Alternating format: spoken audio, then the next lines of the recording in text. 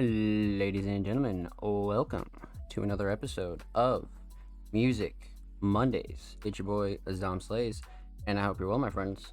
How is everybody doing on this fine motherfucking Monday? We are here live with episode 105, and per usual, I'm your host, Azam Slays, and we're gonna have quite the show for you today. As you can tell, if you haven't already noticed, we've had a little bit of a revamp. We've added a new logo, a whole new bunch of aesthetics towards the website, all of our graphics, a whole lot of really good stuff. And we're gonna break that all down for you here live on episode 104. What's good, chat? What's good? What's good? Ryuki, what's good? I hope you're well. Happy Monday. Mark, what's good? Happy Monday. I hope you're well. What's cracking, my friends? What's good? What's good? What's good? So, let's talk the big elephant in the room, and that's obviously our brand new logo. Now, this is something that I had planned for a while, but obviously couldn't fully execute on, and I'm super happy with the way that it came out, with how we're looking. It took me a minute. We're not fully finalized yet, but everything's slowly coming together. You'll still see some lingering aspects of our former black and white logo, but the purple one should be active in just about every area that matters. But yeah, this was something that I was really obviously I didn't want to leak it, but at the same time, it was something that, it just had to be done, especially for the new year. And it was just something that I'm really excited about. Obviously, we didn't change the font itself, but we revamped the logo a bit. Sort of the inspiration behind it was sort of retro, kind of late night vibes. Last bar open, kind of late night radio show, 5 a.m. type shit. That was the kind of retro vibe that we were going for. And all the credit goes to Aster, to be honest with you. I just had the creative liberty of coming up with the inspiration, but Aster, our staff designer, was the one that really really brought it to life. And I'm super happy with the way it came out, to be honest with you. Like I said, you'll see us change, logos from time to time and things like that. But for the most part, you'll always be able to recognize Music Mondays. So definitely check out all of our socials if you haven't seen them. New logos everywhere, new flyers everywhere. All the SoundCloud Sundays are going to have the new logo. All of our new playlists are going to have the new logo. As you can tell, we just tweeted out the new podcast flyer as well. Like I said, I didn't want to go super crazy with it for our first redesign, but at the same time I wanted to add a little bit of color and bring some life to the platform. But at the same time, Music Mondays has always been the platform where it's chill. We don't want to be super extravagant on a Monday night, right? Everybody's starting their week, everybody's getting back into the swing of things. Especially if you're not an artist and you just enjoy watching the show. You're at work, you're at school, whatever the case may be.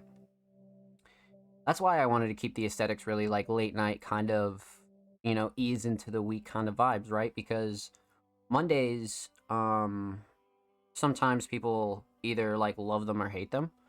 So Music Mondays aesthetically was to our original point was to just bring you the most comfortable vibes we could on a Monday.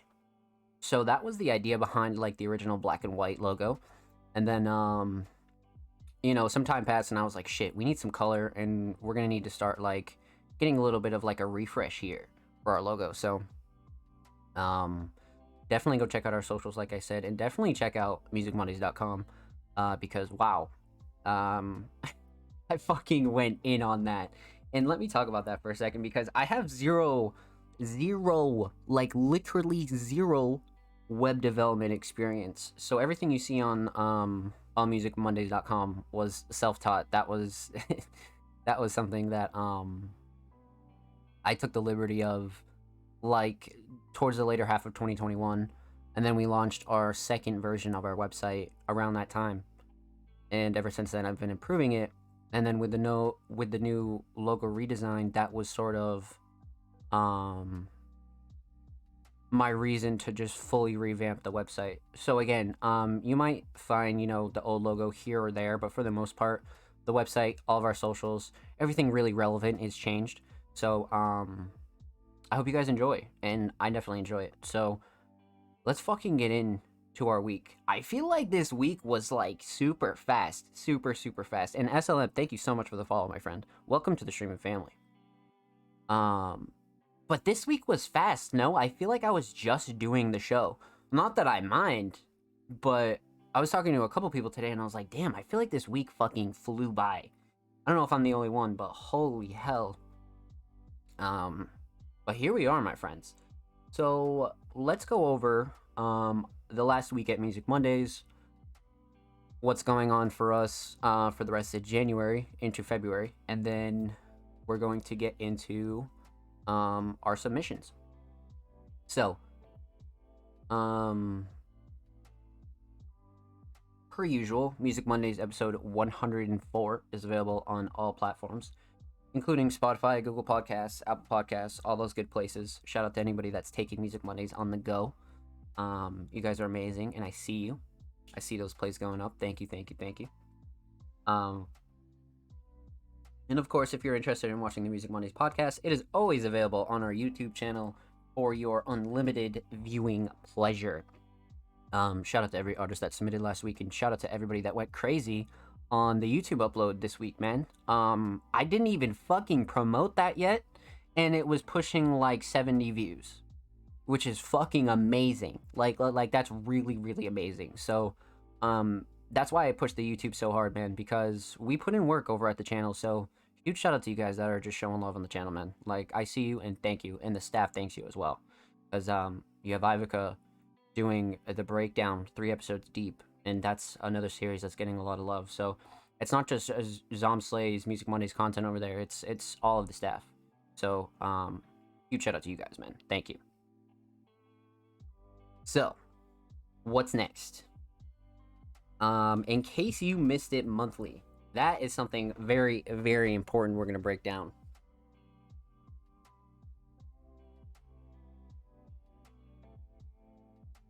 So, in case you missed it monthly is our fairly large written piece, our monthly written piece at that, where we break down all of the missed drops throughout the month. So if you're an artist and you went crazy on a certain month, we'll be looking out for you.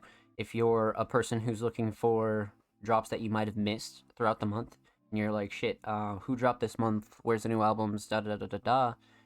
This written piece is especially for you. But we are about 3 editions deep, so the October, November, and December editions are live right now on allmusicmondays.com. Definitely go check those out and read those.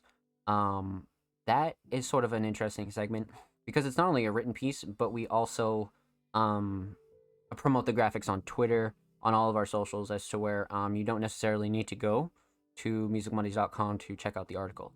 So huge shout out to Aster for always cooking up insanely good graphics for those 3 months in a row. So in case you missed it monthly, written by Raven and Ivica, is live right now on allmusicmondays.com. Again, another banger.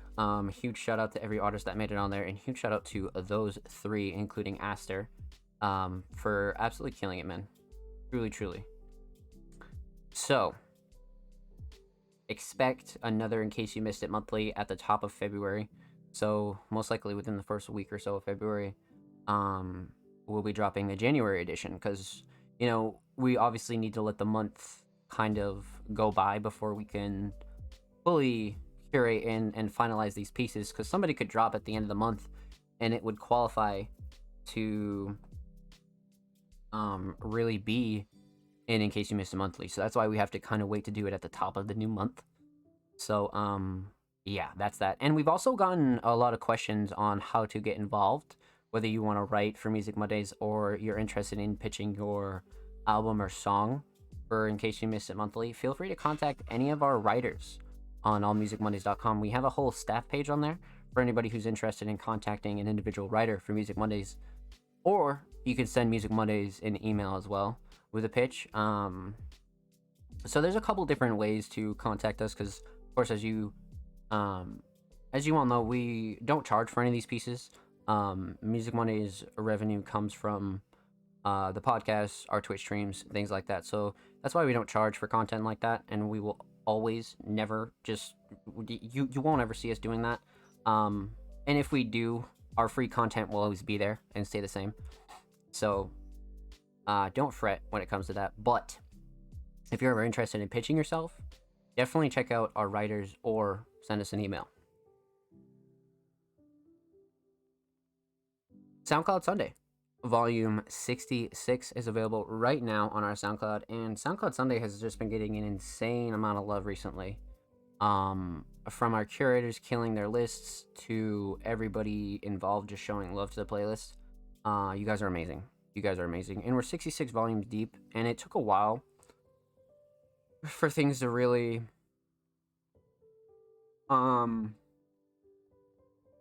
really come together for SoundCloud Sunday, if I'm being honest. Because it's pretty hard to not only curate those yourself, but find people that like listen to underground music enough to actually have tracks worth curating, right? Because it's easy to pull a bunch of tracks with 10,000, 100,000, upwards to a million fucking plays, and that's not what we're looking for, right? We're primarily a underground media organization. We are not a rap blog where you see the same three artists and everybody's doing a mill and it's the same names, you know what I mean? Like, you guys know that, and for those of you that are new, you'll learn that. So that's why it takes a minute to really finally curate that and really find a decent amount of artists every week that are putting out really good music that needs attention. So again, if you're an artist supporting that playlist, you're amazing. If you're a listener who's looking for new music and you're like, holy shit, I need a new playlist, I need a new da da da da da, go follow Music Mondays on SoundCloud because you're missing out on 66 volumes of unheard, finely curated underground independent tracks, I must say. And shout out to all our curators, man. Deep Rest, Africa, Waterfalls, they really, really kill it when it comes to SoundCloud Sunday. So definitely show them some love. Again, you can find their contact information on the Music Mondays website. So if you're like, shit, how do I get on SoundCloud Sunday? You want to personally pitch yourself? Feel free to pitch yourself to a curator or a writer on Music Mondays. Never hesitate. You know what I mean? That's what they're there for. And not only show them love, but contact them as well. You know what I mean? Or you can send us an email at our main Music Mondays email, per usual. So don't be shy. You know what I mean? All of our staff members are very, very not only friendly, but they're very in tune with the underground culture. That's why we're so cautious with who we bring on the team and really, you know, who does what involving Music Mondays. So rest assured, all of our staff members are very much professional. But a new YouTube upload is available as well. I actually almost forgot about this. Last week we had a really, really great conversation about smoking in the studio, and that one did really well on our channel. So we're gonna keep trying to bring up topics like that where it's not like super underground based, but a lot of like independent artists really need certain tips like that. You know what I mean? And really, you know, more guides and more tutorials and more free resources is something else we're going to be focusing on the channel. So if you missed that upload about smoking, definitely go check that one out. That's a really funny and useful conversation. But what's coming up next for Music Mondays? So we have about a week and a half left in January. So we're going to be finishing off the month with our regular weekly content. And then at the top of February, we'll be announcing our new monthly content per usual, such as Underground Classics, Dose of Daybreak, in case you missed the monthly, the breakdown, Feature Friday, Workshop Wednesday. Expect all new additions of those throughout February. And of course, expect major upgrades to the platform in general. We're just really going to be upping not only the quality, but the rate. Because I could go crazy for Music Mondays all I wanted, but we are focusing on more staff driven content, and we want to give you guys a wide variety of underground content, not just things that I enjoy. So that's why I try to involve the staff as much as I can. So yeah, be out on the like. It's just one of those things where um like the more hands and heads that you have involved in something like this, the more people we can reach, truly. So expect our same usual monthly content and a bunch of brand new content coming in February. But the revamp and redesign was a big deal. I'm just really glad that we got that all done and finalized. And like I said, I hope you guys enjoy. And February is going to be a very good month. So, I think that is about it. Other than that, per usual, if you're interested in joining the Music Monday staff team, we are always looking for writers, curators, designers, underground enthusiasts, and people that are interested and very passionate about the underground and are consistently active within the community, right? We are a very active platform, right? 24/7, you could say. So that's why our staff team is very dedicated, and we need more people like that. So if you're interested in, um, you know, joining Music Mondays on our path to completely being the premier platform of the underground, feel free to send us an email or a pitch to our DM, um, or anywhere else. You can also DM me as well. But yeah, we'll be expanding our roles and people that we really want to join the platform very soon. So be on the lookout for a new flyer, and tell your friends if they're interested in anything like that. If they're an independent writer that's looking to grow their resume, you're a content creator looking to do YouTube content, feel free to send us a pitch. So that is that, my friends. That is what's good with Music Mondays, and that is what's going down. So let's hop right into submissions, because man, oh man, we have a lot of good stuff for you this week. So for those of you that don't know, and like I said, there is going to be a couple of graphics that are still lingering around, much like our old submission tweet here. But next week it'll be the new flyer. But for those of you that don't know, the rest of you usually do. This is how you submit to the Music Mondays podcast. And you might be like, Music Mondays, dumb. How the fuck do I submit to the show? This is how you do it. These tweets will be in the same format every week. Submissions open on Tuesday following the show. So if you're watching this here live, submissions open tomorrow. If you're watching on YouTube, submissions are probably already open. And at pretty much any other point in the week. So be on the lookout for these tweets. And like I said, always in this format, artists and creatives, submissions are open for live reviews on Music Mondays. Live on 1/23/23, 7 p.m. Eastern Standard Time, twitch.tv/SonPlays, which is here and now. If you'd like to submit your music, artwork, fashion, or digital creations, drop your links and portfolios below. All art forms are welcome. So, yeah, contrary to our name, Music Mondays, we've reacted to and reviewed a whole lot of stuff, including music, instrumentals, music videos, merchandise, fashion pieces, graphic designs, digital designs, you name it, we've reacted to it. So feel free, send your portfolios to anything. If you're a writer, you're a journalist, you're a graphic designer, we want to see that. And as many of you know, the reason for that was just because everybody knows that the majority of underground artists are super, super talented in multiple areas of art. So, yeah, we are very, very all inclusive.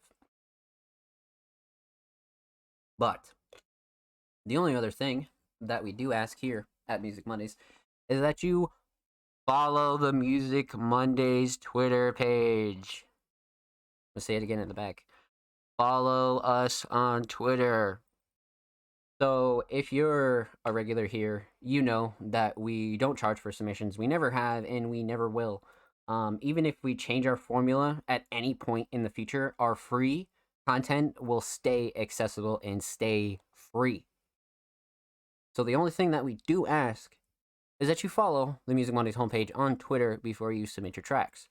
It not only helps grow the page, but it gives respect to the people that not only submit every week and wait for their tracks to be played and reacted to, but it builds the community in general.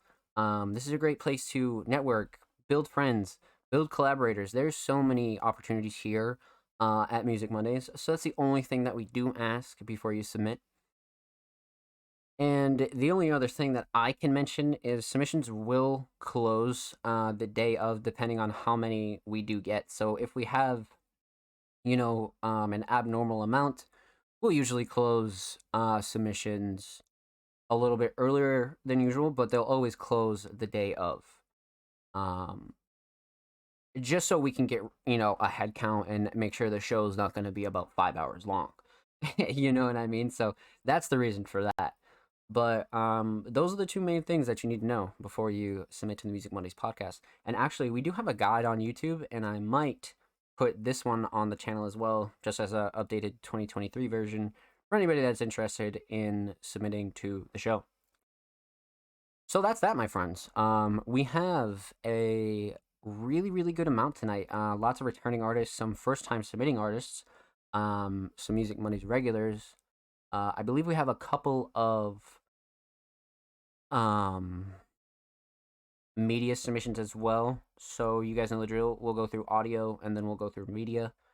And then that'll be that, my friends. So first up, we got the homie Blank Thought. Now, Blank Thought is a producer that has just been fucking just destroying. Like, if I'm being honest, like Blank Thought has submitted 2 tracks in the last 2 weeks that they produced and had placements on. And Blank Thought has this wonderful mix of cloud style, ethereal production mixed with some very much modern rap and trap styles. And just has this really, really good just sense of like alternative like sounds mixed within regular genres that you're used to. So this week they submitted a track titled Drifting Off. So you guys know the deal. We're going to pop this open in a new tab. And let's check this out.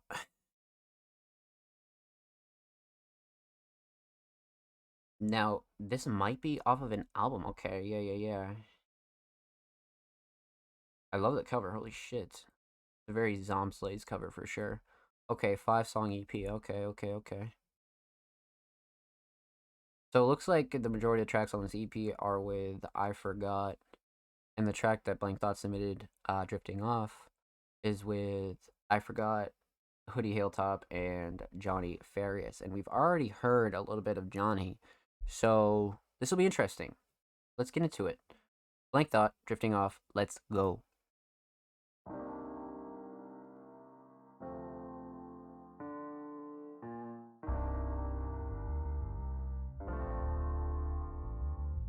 Great chords. Starting back records ain't nothing to fuck with. I got your baby mama saying that when she sucked dick.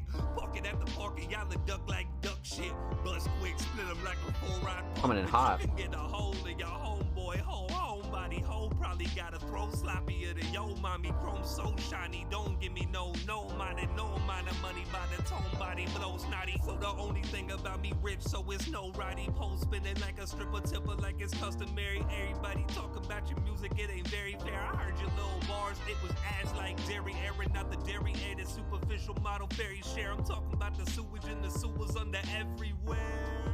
Y'all can go and a berry chair in a scope. Give a hater, Bill hater, berry stare. If you ain't fucking with the Guardian, you could eat a Frank. Easily the greasiest team to defeat the seeded ranks. I'm a demon, give a fuck about how you scheming. I've been spending evens creeping, hoping rappers come up peeping, get your mic took. Throwing punches, uppercuts abundant, catch a right hook. Only reactions I get are some frightened looks. Rapping staring, unaware that he could spare a flow to tear a hole in foes' souls. If only he would care enough. Karen shudder at the thought of him. Type of kid to come inside uninvited and kick his feet up on your ottoman. Plates get took, so don't even bother trying to order in. We captured your favorite rapper and recorded him. And in ciphers I've been chiefing mics way before the anxiety and the sleepless nights. I used to need to write, but now this art's a profession. All I'm missing's the punch card at the start of the session. I feel burnt. Somewhere my path took a wrong turn, and now I'm tripping about the views without taking them in first. Expectations cannot kill him. Limitations and infection can't give my penicillin. Took in the views, facing many questions. Miss me with the parlor tricks. Never a dull moment when Johnny spits. I am him, they watch me from afar doing reconnaissance. We trying to live in and under this economy, but wannabes in a Ponzi scheme, they commodities. Hip hop didn't start with the profit in mind. These rappers move awkwardly, they can't handle the honesty. Tell your dog these don't have a bone to pick and be animated like Jason and the Argonauts. We are the art. Complexes bone apart. Lower bars, you a project in, then they wrote you off a total loss. You thought you smoked the comp, you close but no cigar. Like Daedalus, I seen the sun slowly fall. Wondering who am I, singing the number like Jumbo John. Mr. Sandman at the Apollo, can I dream me a dream? Drifting off to sleep, hoping that I sow what I reap.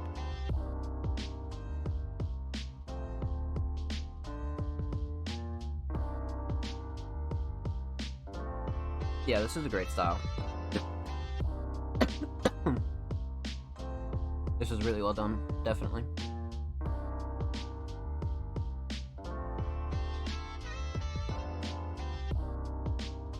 The vibe is just really good.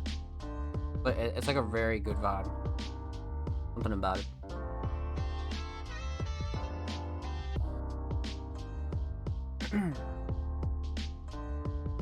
Always gotta let the beat right out, you know?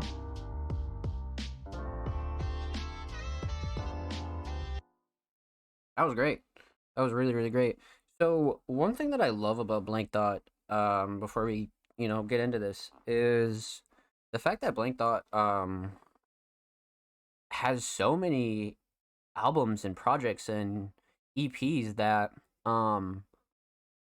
they've put out as a producer. Like, as a producer who also has done the same, I fucking love that. You know what I mean? Like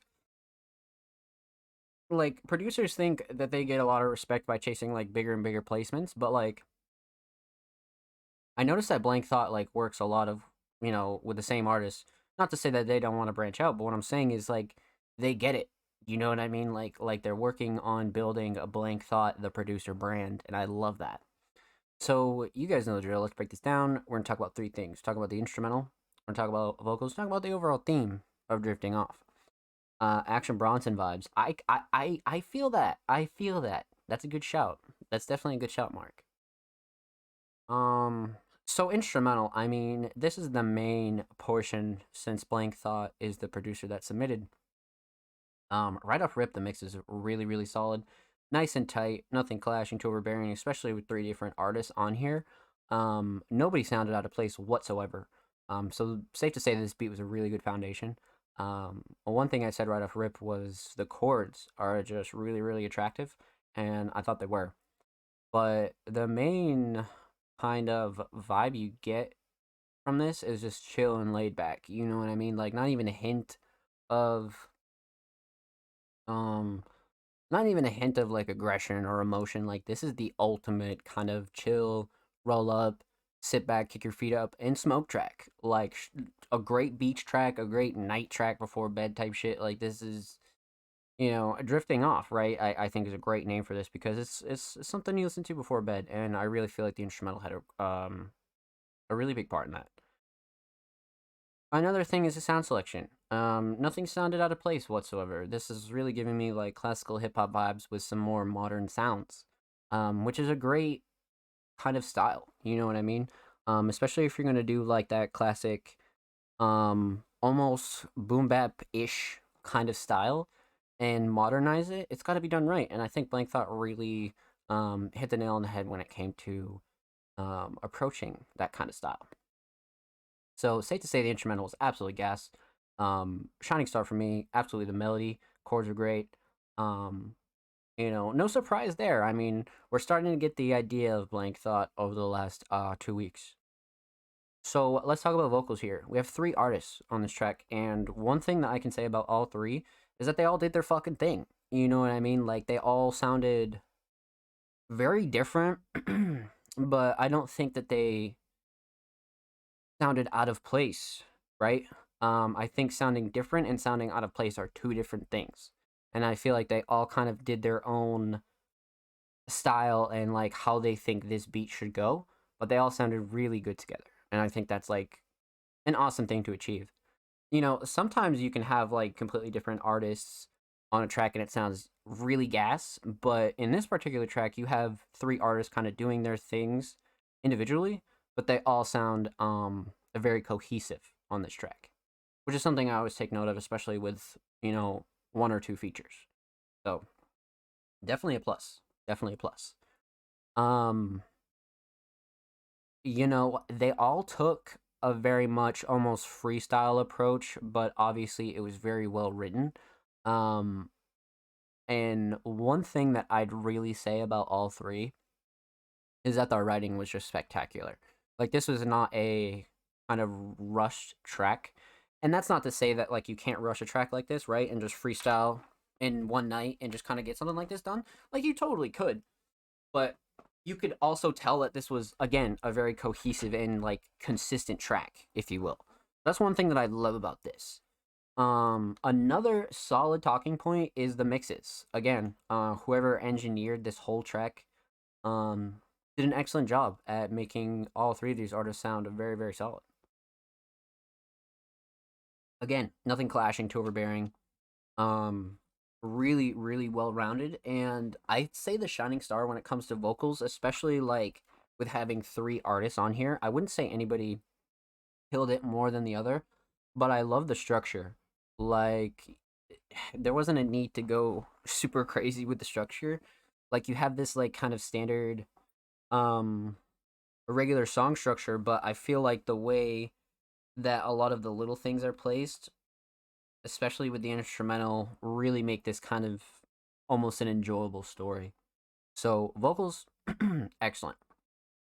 Um, let's talk about the overall theme. I mean, aesthetically, this album cover is insane. Like, again, very much in the Zomslay style. Like, I'm probably biased towards this for sure, but I love nature aesthetics like this and something like very simple. You could always take in real life too. Like, that's the thing. Like, you don't need to source very hard for a cover like this, and you could design it on your own time. You know what I mean? Do some splashy little edits. Add the parental advisory. So I think it's a really nice touch. Now, the overall theme of drifting off, all 3 of these vocalists really touch on several things here, but I feel like drifting off was a really great title for this because, like I said at the start, it does give that kind of like laid back, smoke, chill, kick your feet up, almost like a beach track, not in the sense that it's like bouncy or like groovy or anything like that, but this is something you'd really kick your feet to, but like you'd still enjoy. You know what I mean? But I feel like Drifting Off was like the perfect kind of roundup for 3 artists that had their own individual stories to tell on this. So very much like it's just really well done the way it was all wrapped together, to be honest with you, especially for as large of a song as this. So with that said, huge shout out to Blank Thought. Thank you so much for the submission, homie. Much, much motherfucking love. And of course, make sure you follow Blank Thought on Spotify. And of course, make sure you follow Blank Thought on Twitter. Blank Thought is approaching 600 on Twitter. So go show Blank Thought some love, man. 7 away. And of course, every artist featured in today's episode and every episode will be linked in the description of the YouTube re-upload. And of course, make sure you subscribe to the Music Mondays YouTube channel if you have not already. We're approaching 100 subscribers on the channel. That'll be a glorious day. I think we're like 9 away. So if you're not subbed to the channel, make sure you do so. And if you are, thank you. Like I said at the top of the show, y'all have been killing it over there. Myself and the staff team, very, very much so appreciate it. So let's continue on, my friends. Up next, we got the homie Offspring Mysterious, but of course, Offspring has a visual submission, so we'll get through audio, and then we'll wrap back around to all of our visual submissions. So after that, we got the homie Matt Rocks, and Matt, you know, like you guys know how I feel about Matt, but if you're new here, one thing I can confidently say about Matt Rocks is, you know, despite all the styles and all the amazing songs we've heard, Matt has the highest ceiling for somebody that's in the lane that Matt is in. Matt has just been spitting banger after banger after banger. So what's coming this week? I have no idea. Truly have no idea. But they submitted a track titled "Learn to Breathe." So you guys know the deal. Pop this open in a new Tabaroni.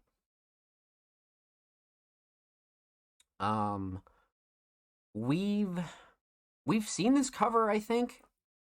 I think this is a part of an album. Matt will probably correct me if I'm wrong, but I think we've seen this cover. Or Matt used it for a different design. I don't know, something like that. Or maybe we have seen this cover and I'm just tripping. But either way, very much that, like, it brings that like Hollywood kind of pop vibe that Matt always loves. So this cover is just really hits all the check marks for me, for sure. 11 hours ago, Learn to Breathe demo. Clocking in at 3:36. Let's get into it. This exclusive, unreleased Matt Rocks track. Let's go.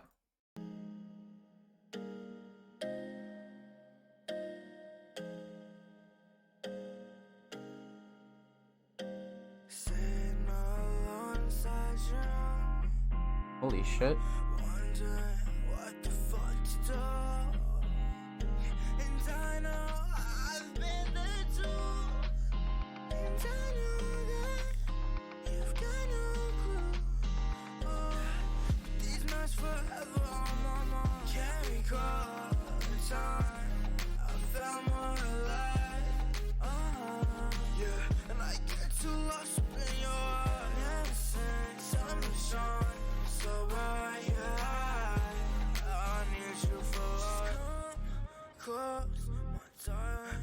The bass is good.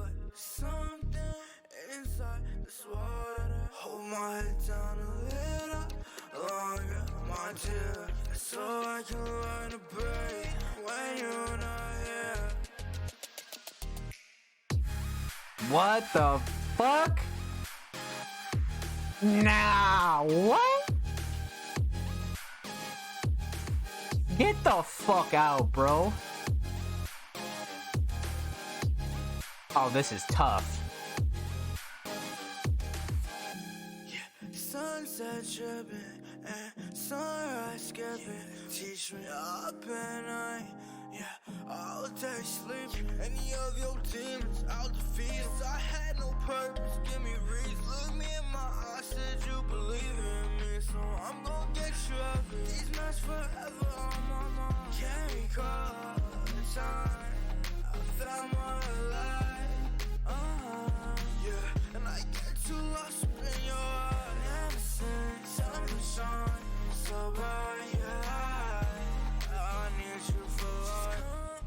Come close, my time. I feel like something inside this water. Hold my head down a little longer, my dear, so I can learn to breathe when you're not here.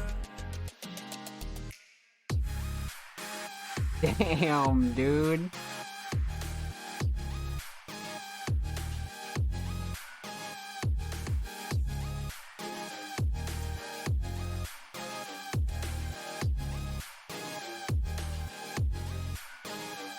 Just come close, my darling. I feel like something inside this water. Hold my head down a little longer. my tear, so I can learn to breathe when you're not here.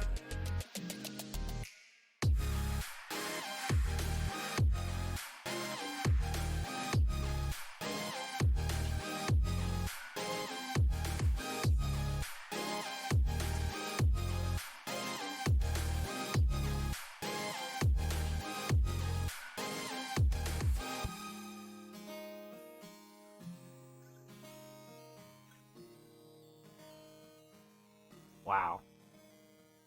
All right. All right. Well, fuck me. Holy shit. Um, there, there's a lot to say about this. So let's just dive into it. We're gonna talk about three things. We're talking about the instrumental. We're talking about vocals, and we're talking about the overall theme of "Learn to Breathe." So, the instrumental is a major part in this track. You could damn near call this instrumental a fucking feature. That's how good this beat is. Um, the mix between like alternative and pop and like almost blending like a little bit of electronic in there, like is like, wow. Like this is the type of shit, like just off the beat alone, right? That um makes me love the underground. Truly. A little bit of a sidebar. It's just shit like this because, you know, self-produced, cover art done by me, mixed by me, da da da da da. Shit like this is so, you're not gonna find this in the fucking mainstream. This isn't your best friend's favorite artist. This is somebody who's grinding, right? And is extremely fucking talented. And like that's why I love the underground so much. Like this is a perfect example of it. And I love each and every one of you that are out here grinding. Truly. Like this is a perfect example of why I love this shit. But back on track, this instrumental is really fucking insane. This could have damn near been a solo track without vocals, and the instrumental would have been crazy. But yeah, I mean, a very solid mix. But per usual, you can always expect that with Matt. That's one thing guaranteed is regardless of what Matt Rocks is creating, this is always going to be an artist that has a very tight and well-rounded mix. So no surprise there. No surprise there from the kid whatsoever. But this instrumental is it has like a massive energy. You know what I mean? The blend between alternative and pop is like riding that great fine line, and I think that there needs to be a conversation about the structure. I would easily say the structure is a shining star here for me. Because you could say the drums, you could say the melodies and this and that, but the structure and the way that everything is placed is just chef's kiss. The instrumental absolutely fire. Let's talk about vocals. Matt sounds great on this, but again, no shocker. You're always going to get a very tight vocal mix from Matt Rocks, again, regardless of what kind of vocals they're doing in said track. So no surprise there. But from the writing to the delivery all the way to like the structure of the vocals themselves and the like where the drops are placed, like this is like such a perfect representation to me, right? As like an unbiased listener. It's just a great representation of Matt Rocks. Like, say somebody doesn't know who Matt is, this is like one of those cover songs for me. Just to where, oh, you make music? Let me hear a song. And this is what you play them, and it's like fucking crazy, man. Like fucking crazy. And then you're like, yeah, self-prod, self-mixed. I did the cover art. You know what I mean? Like, fuck, dude.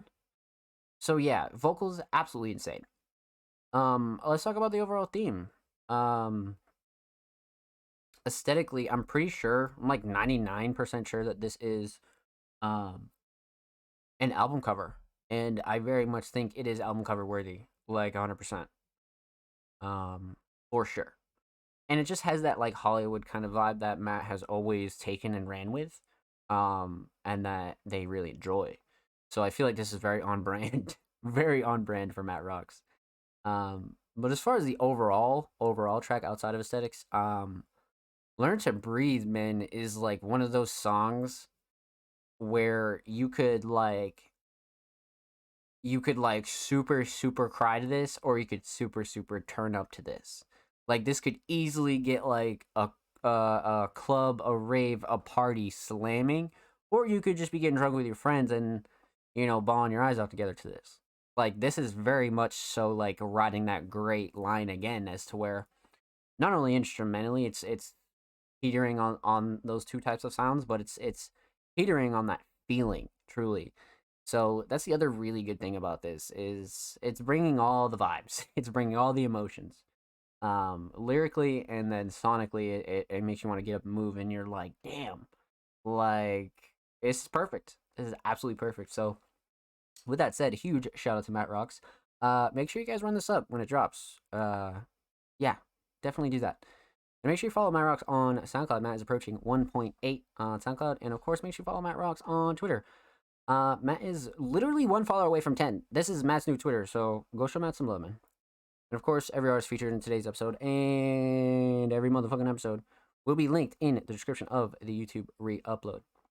And of course, make sure you're subscribed to the Music Mondays YouTube channel if you have not already. We're approaching 100 subscribers. That's actually really awesome to even say, to be honest. So if you haven't subbed, go check out the channel. Maybe drop a sub if you enjoy our content. We upload 2 times a week, full podcast episodes, exclusive segments, exclusive tracks, a whole lot of good stuff's available on the channel. And if you already have and you're running up the drops, I see you. I see you dropping likes. I see you dropping comments. So does the staff. We appreciate it and thank you. So let's continue on, my friends. Tonight has been really, really fucking crazy, and we're literally only 2 tracks in. Wow. So, holy shit. So shout out Blank Thought and Matt Rocks, man. Let's continue on. Up next, we got the homie, King Mark. Now, Mark is a very active member in the Music Mondays community and the underground community, but Mark has been really upping all aspects of their art, whether it be the sound, the art itself. So many things have been upgraded from King Mark in 2023. Many of you know King Mark from 2022 in the Music Mondays podcast, but this year, we have a new and improved, leveled up King Mark. And this week, they submitted a track titled Whoa. So, I would assume we have an yeah. So this is unreleased exclusive King Mark. Okay, this is the first time you're gonna be hearing this. All right. D&B project? Question mark. Makes King Mark cover art. King Mark lyrics. Okay. Cover's great. I think I said it like last week. Like the only like,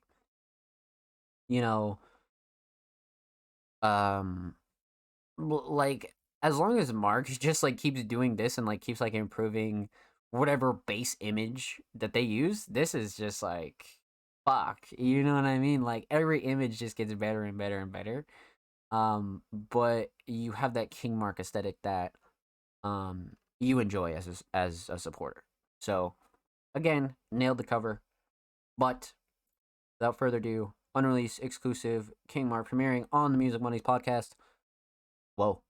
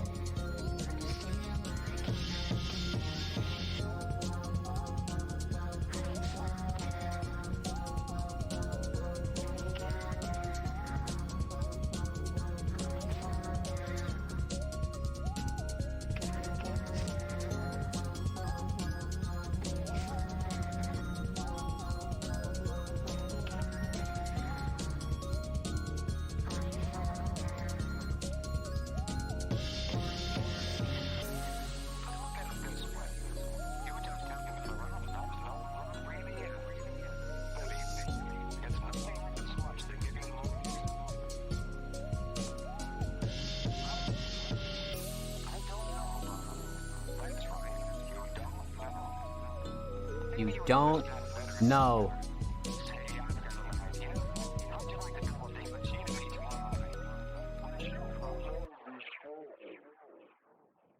Dub. Nothing but a dub. Nothing but a fucking dub here. Nothing but a dub. Yeah, that dancing Pepe is exactly how I felt. Yeah, you guys definitely described this perfectly. So, wow. Son of a bitch. Son of a bitch. Okay. This is like a great direction that I think Mark could really benefit from. It's even more bouncy than the usual. And I think that Mark really benefits from that. This is a great direction. If I'm being completely honest with you, I love this direction. And I mean, of course, like above all else, fuck what everybody else thinks. Like you just want to make shit you enjoy and then kind of get feedback on that. And this is one of those cases where somebody just is doing something that they really enjoy, right? And it came out really dope. You know what I mean? That's why I always push everybody to do that. But let's break this one down. So we're gonna talk about three things here. We're gonna talk about the instrumental, talk about vocals, talk about the overall theme of Whoa. So, instrumentally, I love the pace. You know what I mean? Super bouncy, super fast. Like especially with somebody like me who's always like I'm always cracked out. I'm always on caffeine. Like the only time I'm unwinding is like when I'm about to sleep, man. Like I'm fucking wired 24/7. So tracks like these always hit if I'm just chilling or whenever. But man, who is Will? I don't think he's a producer that we've heard Mark work with. If we have, it's definitely been a minute. Um, but as far as Will goes, this was a really a good instrumental. Down to the drums, just because everything is very standard and basic, and it left a lot of room for Mark to be able to kill it. So, outside of that, the mix is very solid, especially for like a fast-paced instrumental. You want a nice tight mix that knocks like really fucking hard. And I think Will definitely achieve that. Shining Star is probably melody for me. For a different reason than usual. Not that it's not gas, because it is gas, but I feel like it's a very King Mark melody, and I could tell immediately why Mark chose this. Because if it wasn't for the drums on this and the different style, like this is still a melody, right? That you'd hear King Mark on. So that's why I like this melody. Mark's definitely narrowed down a style that they really enjoy, regardless of what quote unquote genre that you could, classify it as. So instrumental choice, solid. I think Will did a really good job on this. Definitely bouncy, makes you want to move. Let's talk about vocals though. Writing is just really awesome. Like that's the word I want to describe this writing as, because Mark's writing has done nothing but improved. Like it's just really good quality songwriting, because reading it you'd be like, okay, like these like it's like good songwriting, right? And then you hear the delivery and how Mark kind of lays it out over the track. That's what like sells it, and it like really fucking puts it over the edge. You know what I mean? Is the full on delivery and how you're going to be using everything that you recorded. And yeah, like I think especially mixed by King Mark. Yeah, so that's another point to note, especially with this track. Just because I just love the way that everything's placed, all the way down to just the structure of everything. It's very solid. It just makes for a very bouncy kind of track. So it's a very feel good track, mixed with almost semi emotional personal lyrics that definitely can touch you if you're going through similar types of situations, or you're just down or out or whatever. But I think the thing, again, much like the last track that we just reacted to, it rides that really good line of having an instrumental that just makes you want to move. You're vibing, you're chilling, you're just dancing, and then the lyrics will always just bam, stab you in the heart. And I think that's a great line to ride, and you're only gonna find that type of musical content in the underground, man. It's just a great mix. It's a really great mix. And again, for the mix itself, not even like the mix of those two things, like the mix itself, like the actual audio mix, this is a great mix. Mixed by King Mark. So I mean, fuck me. You know what I mean? Down to the vocals, like mixing it with the instrumental, nothing clashing, too overbearing. So that again is another talking point that shouldn't be skipped over. So instrumental, A1, vocals very much A1. I love the structure. I love everything about this. So many compressors on this one, bro. Hey, shout out the compressors. Let's fucking go, Mark. Yeah, vocals extremely solid. Especially clocking in at 236. I feel like this is a perfect mix. So let's talk about the overall theme. I mean, Whoa is kind of like the inherently like easy song title, and sometimes it's just easier to go with that. This, could very well change if Mark even fucking wanted to. But Whoa is just one of those song titles that sticks out to you and is very much easy, right? Like, but you could go with like any song title about this, but I think the cover speaks to the overall theme more than the title. Like the cover is such a mood for like how this track makes you feel, makes you want to get move. It's perfect dance song, perfect party song, perfect club song, 100%. And Mark mixing like underground styles with like drum and bass is like really fucking amazing. Like I'm sure there's like people out there doing it in like their own little corner or whatever, but having somebody like Mark with the extensive sound experience that they have and kind of diving into like a different style, I feel like this is awesome. You know what I mean? I feel like this is what every artist should do. You know what I mean? You're like, damn, this is fun. I want to make this kind of shit. Like, so then fuck yeah, do it. You know what I mean? Like, you look at any fucking successful artist, right? Sidebar. They have the biggest libraries and like touch the most people because of their varieties of music. You know what I mean? Like, especially like all like the goats of like the last like 5 years in mainstream, like they all have pretty big libraries for people to touch on, and it's just a really good trait as like a long time musician, is to have some shit that you know can go a long way because it's so different. You're not making the same thing all the time. And I'm not saying stray away from what you enjoy. I'm saying if you feel like doing something else that's not your normal, fuck yeah, do it, because you can always go back to the norm. You know what I mean? So that's why this is a really good thing here. But again, the overall theme, because aesthetically this is great. I feel like the cover really spoke to me as a listener, more so than the title. But the overall theme, again, is something you got to point out is riding that line of having like, kind of an upbeat, fast paced sound mixed with slightly like, it's not like super sound like like like it's not like sad, but it is slightly like, I hate using the word emotional sometimes, but it is slightly like emotional. Personal is more so the appropriate word there.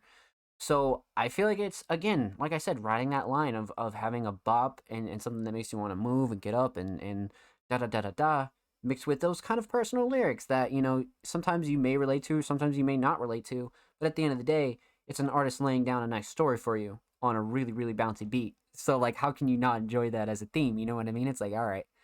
So, that's that, my friends.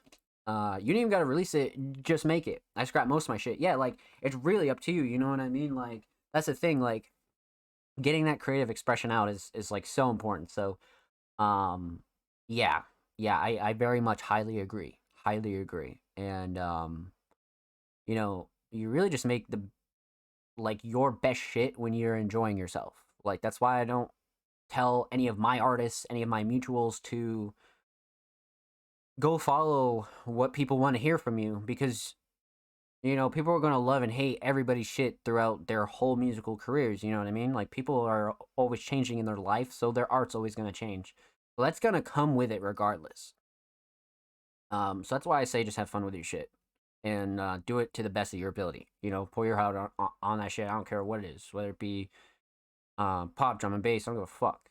So that's one of those important parts. But with that said, huge shout out to King Mark. Thank you for letting us premiere this exclusive unreleased track. Make sure you go follow Mark on SoundCloud, man. 2 away from 160. Great milestone. And of course, make sure you follow King Mark Music on Twitter. They are 2 away from 280. Another great milestone. Go show Mark some love. And of course, every artist featured in today's episode and every episode will be linked in the description of the YouTube upload. And make sure you subscribe to the Music Mondays YouTube channel if you have not already. We're approaching 100 Subarunis on the main channel, so if you like our content, you enjoy what we post on there, feel free to subscribe. We upload 2 times a week, full podcast episodes, exclusive segments, a whole lot of good stuff's available on the channel. And if you have, we see you and thank you. Let's get it, chat. Shout out everybody who's in chat right now, just chilling, lurking. I hope you're well. Let's continue on here, my friends. So, up next we got the homie Troy Van Dusen. Now, Troy has been really fucking killing it when it comes to, you know, a whole lot of like experimental shit, a whole lot of like, really just mastering genres that they enjoy. I feel like Troy is another producer out there that you could really, put in that group of somebody who's just built their brand and really just enjoys putting out instrumental work of their own. So I'm definitely excited to hop into what they have this week. They submitted a track titled "Welcome Back to the '80s." So you can imagine that this could sound like a lot of things, chat. So let's dive in, because we've seen Troy have a couple of different styles, especially when it comes to instrumental work. Clocking in at 6 minutes. Interesting. Welcome back to the '80s. Oh, that was made on this is like a Snapchat cover or something like that, right? It's got to be 2019. Yeah. Okay. All right. Let's check this out. Troy Van Dusen, welcome back to the '80s.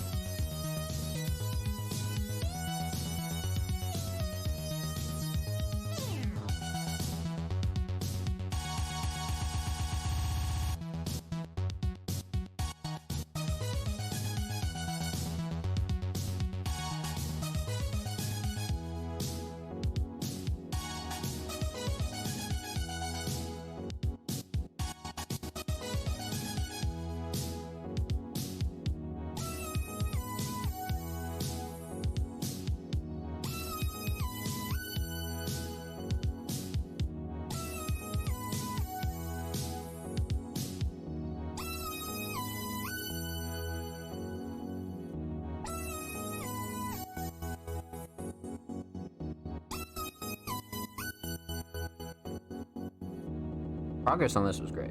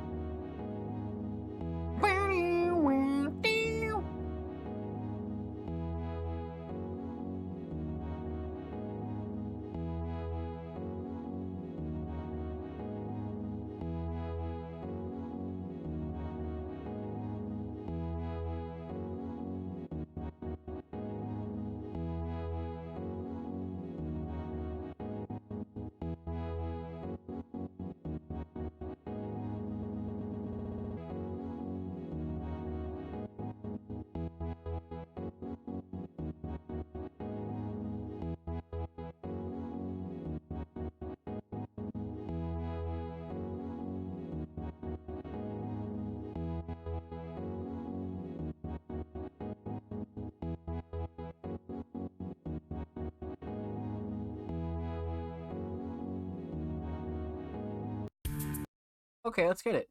Um, yeah, couple things to touch on here.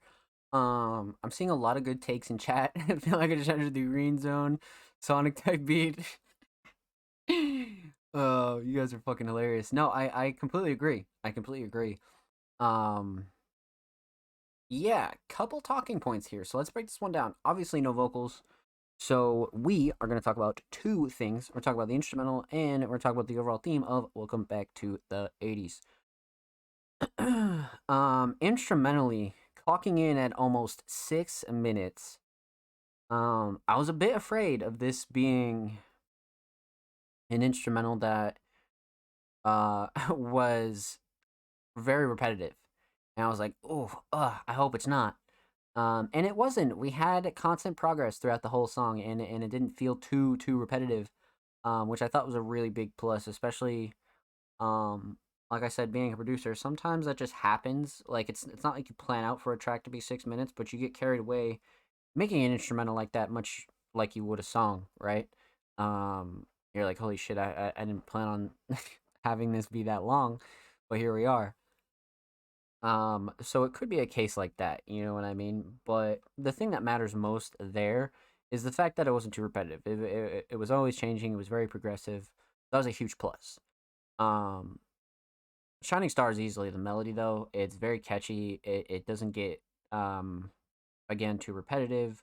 I feel like it was a good choice, and the way it progresses throughout the whole track, especially for it being 6 minutes, very solid, very solid. Drums were great. Definitely brought the 80s vibe, much like Troy was going for there. So I feel like the drums were another great talking point. Instrumentally though, I love the storytelling. You know what I mean? This is telling a story through sound. This is very much a um full-fledged instrumental that is always changing from start to finish. And that's the thing with that is if you're gonna have an instrumental that long, make sure it's always changing and it's evolving and things like that. And this already came out in 2019. I believe we've reacted to some of Troy's older stuff from like 2017. And you can already tell like just 2 years later Troy was already making progress as far as being a producer. So shout out Troy, man. I love seeing that journey. So instrumentally this is great. Let's talk about the overall theme. Now aesthetically, this is my only gripe with this track. This is my only gripe. The Snapchat cover, yeah, you know, sometimes you'd be better off going off with like a stock image because this was such a great opportunity to have some kind of like 80s dance hall crazy cover. But I mean, to each their own, right? Like that's why it's creative liberty, if you will. But the aesthetics were the only thing that could have like bumped this up for sure. But as far as the overall theme of Welcome Back to the 80s, hit the nail on the head. Totally checked all the boxes of something that gives you the 80s feel but doesn't sound like it came from the 80s. This sounds modern, has a lot of modern sounds. It's a more modern take on that feel of like 80s nostalgia, which I feel like is perfect, especially, you know, when it comes to an instrumental. Titles matter even more for a lot of reasons, but I feel like this one has a very significant title for sure. So yeah, this was very well rounded, and I'd like to hear more of Troy in this style, like without a doubt. So huge shout out to Troy. Make sure you follow Troy on Spotify, and of course, make sure you follow Troy on Twitter. Troy is approaching literally 920, two away. So go show Troy some love, man.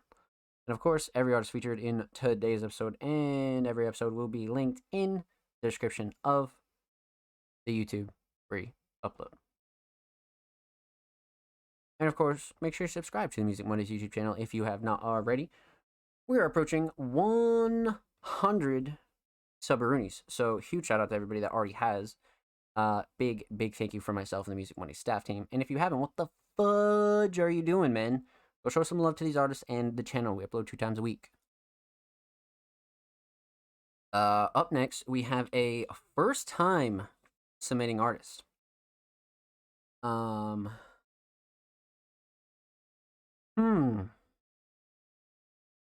Sonly. First time submitting artist Sonly. A basic guitarist vampires, their bio. Okay.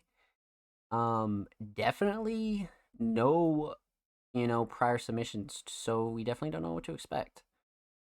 Now I don't think that this is this is definitely not them, I don't think. Nah. Is it?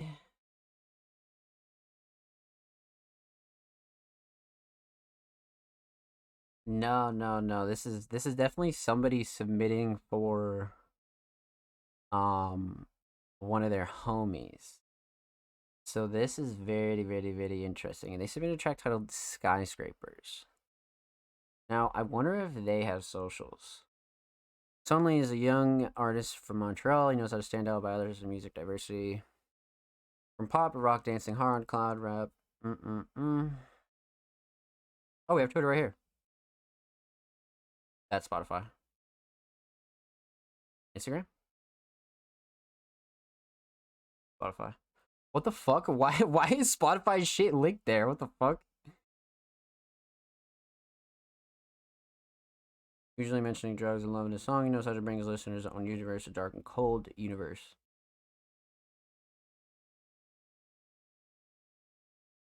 Montreal based, has a lot of French listeners. Definitely checks out. Okay, right there. I found it. We're good. So this is our artist right here. This is our artist. We're gonna drop him a follow because we'll be needing that.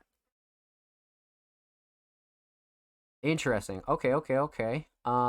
Let's head back to the submission. Spotify trying to plug themselves. Not literally. Like, what the fuck?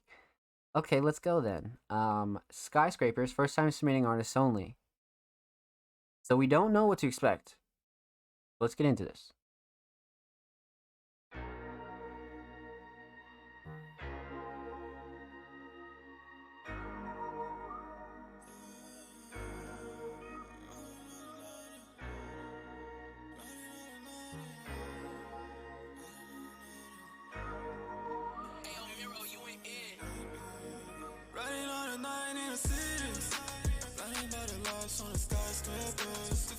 Holy shit.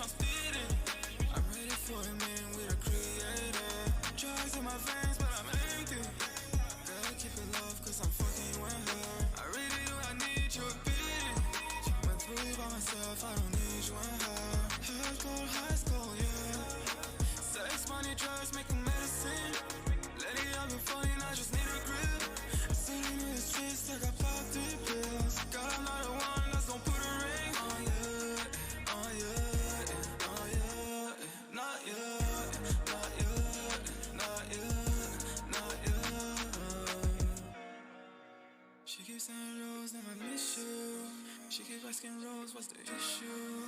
Girl, wipe your tears with them tissue. I ain't coming back, I don't miss you. She keeps saying Rose, that I miss you. She should ever use like I love you. And I hate you, like I love you.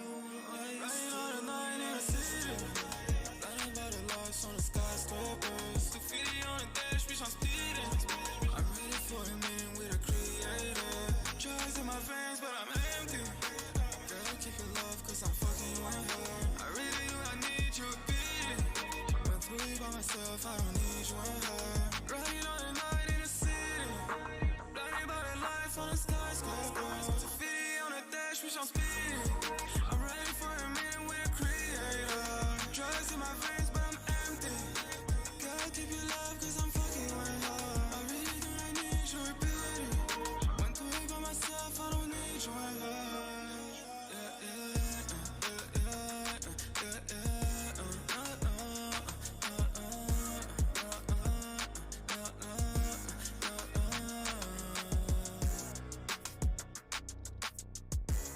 This is nuts. Like, what? Like, what the fuck, bro? Like, am I fucking high? Like, this is nutty, man.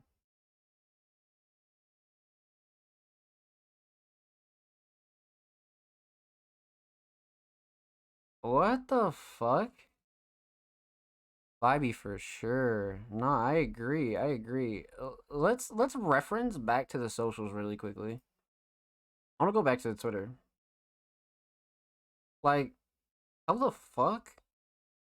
Like, this shit will never not baffle me. You know what I'm saying? Like, this guy's just out here making bangers. There's no way he doesn't. Okay, yeah, he's got like an Instagram following. Let's see. Let's see. I was about to say, like, there's no way this guy just like popped on in the scene. There's so many people like this, right? That like these are people they call industry plants, but they're just really like unknown. You know what I mean? Like they're just unknown artists. So this is like pretty fucking crazy. If I'm being honest with you. 722 monthlies. Interesting. Okay. All right. So let's break this down. We have a couple things to talk about here. So we're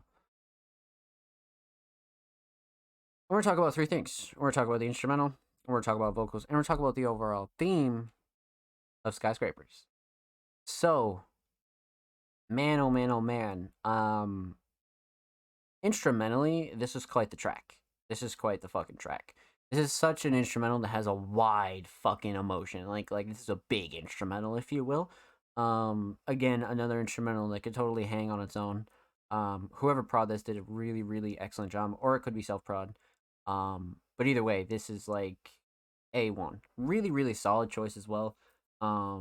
Because it was like super well utilized. Like I feel like Sonly like really put their all into you know, making the most out of this instrumental. Like I feel like every inch of this was totally covered with vocals or just really utilizing every inch of it for sure. So definitely not a moment wasted here. But the drums were really good. I'd really say the shining star was the drums. Whoever this prod was really knows how to mix drums. Because even with vocals, everything was like really fucking knocking. Nothing was clashing to overbearing. Everything really cut through nicely, and you love to see that, especially with such a, you know, high potential track like this. So yeah, instrumental A1.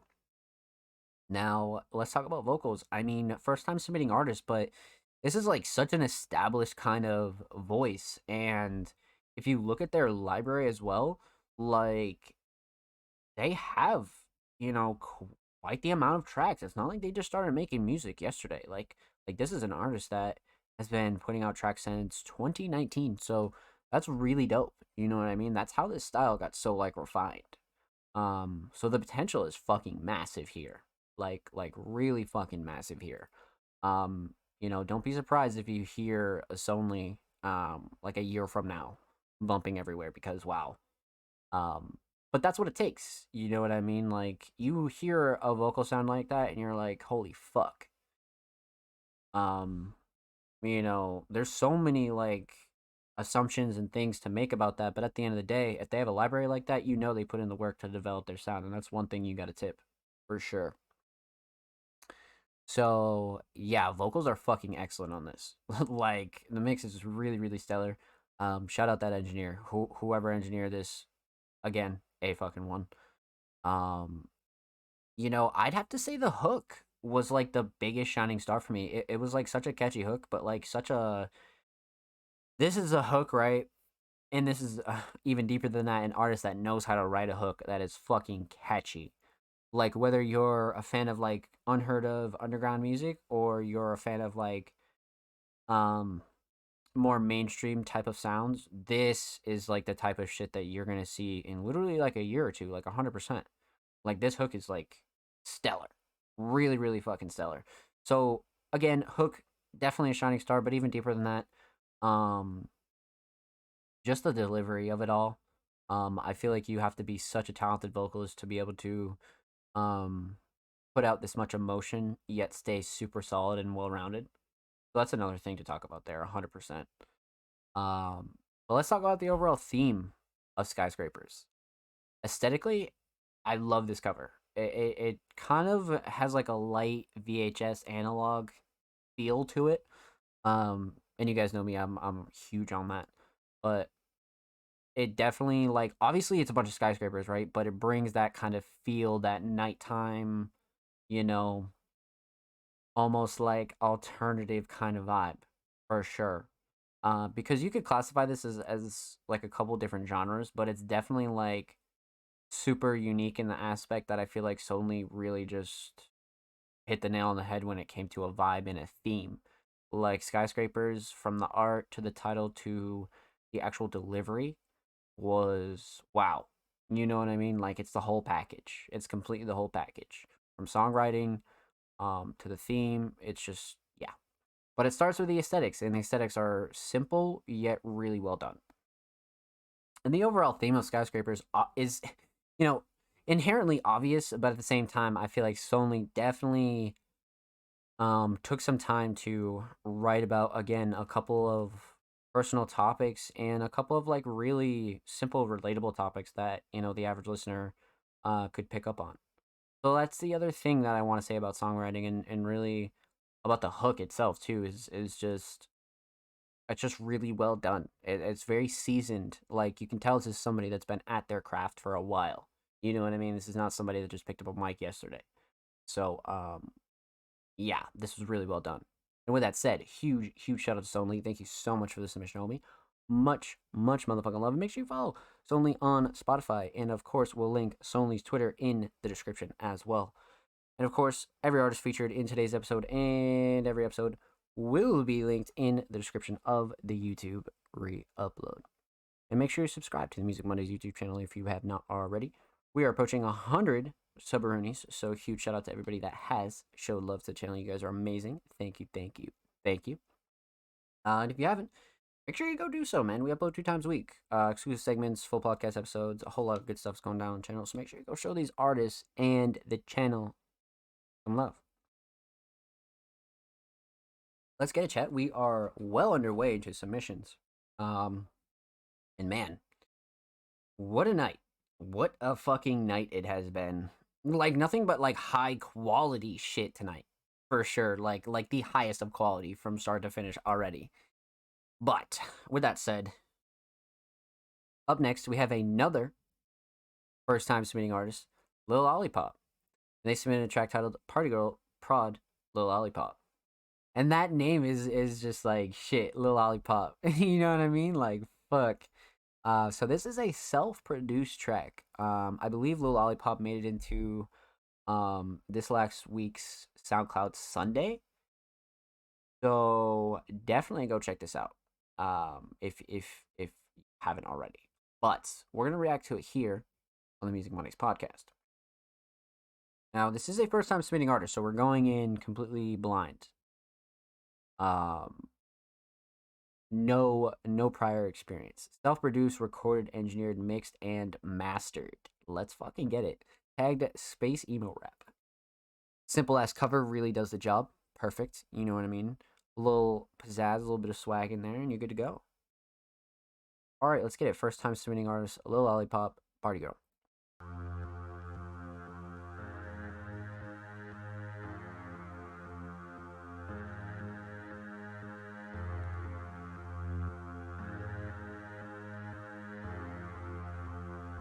Lollipop, this shit goes hard.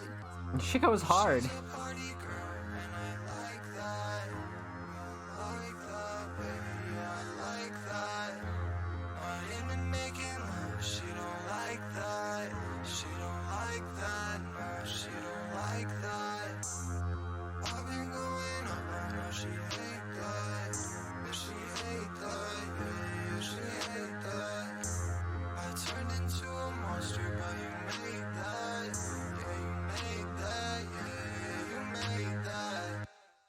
Honestly, what you expect? I can't treat you with respect.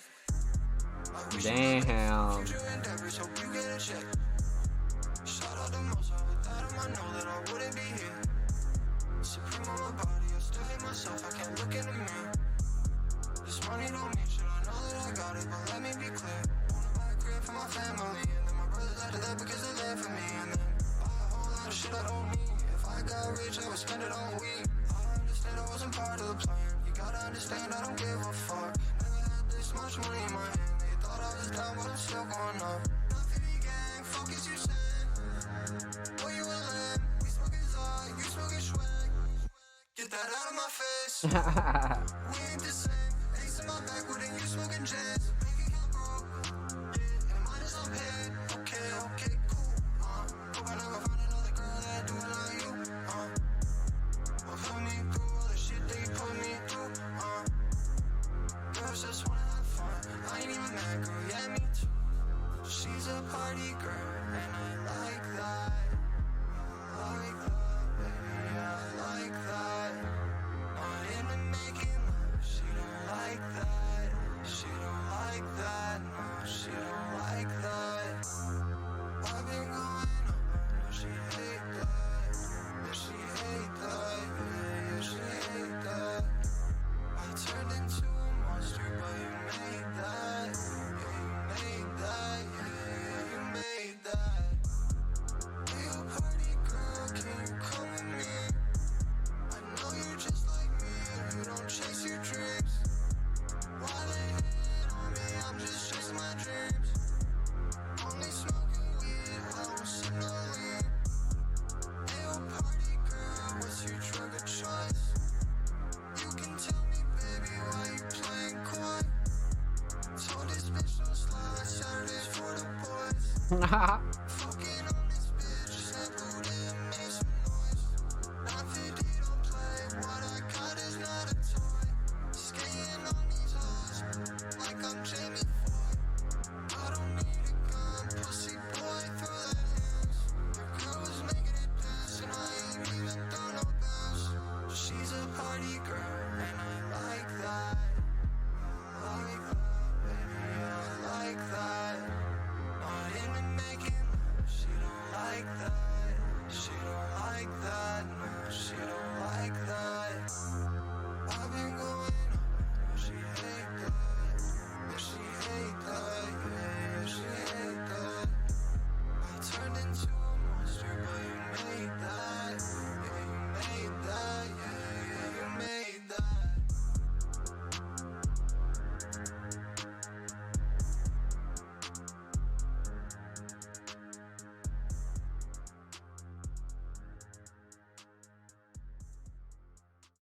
That Mel was great.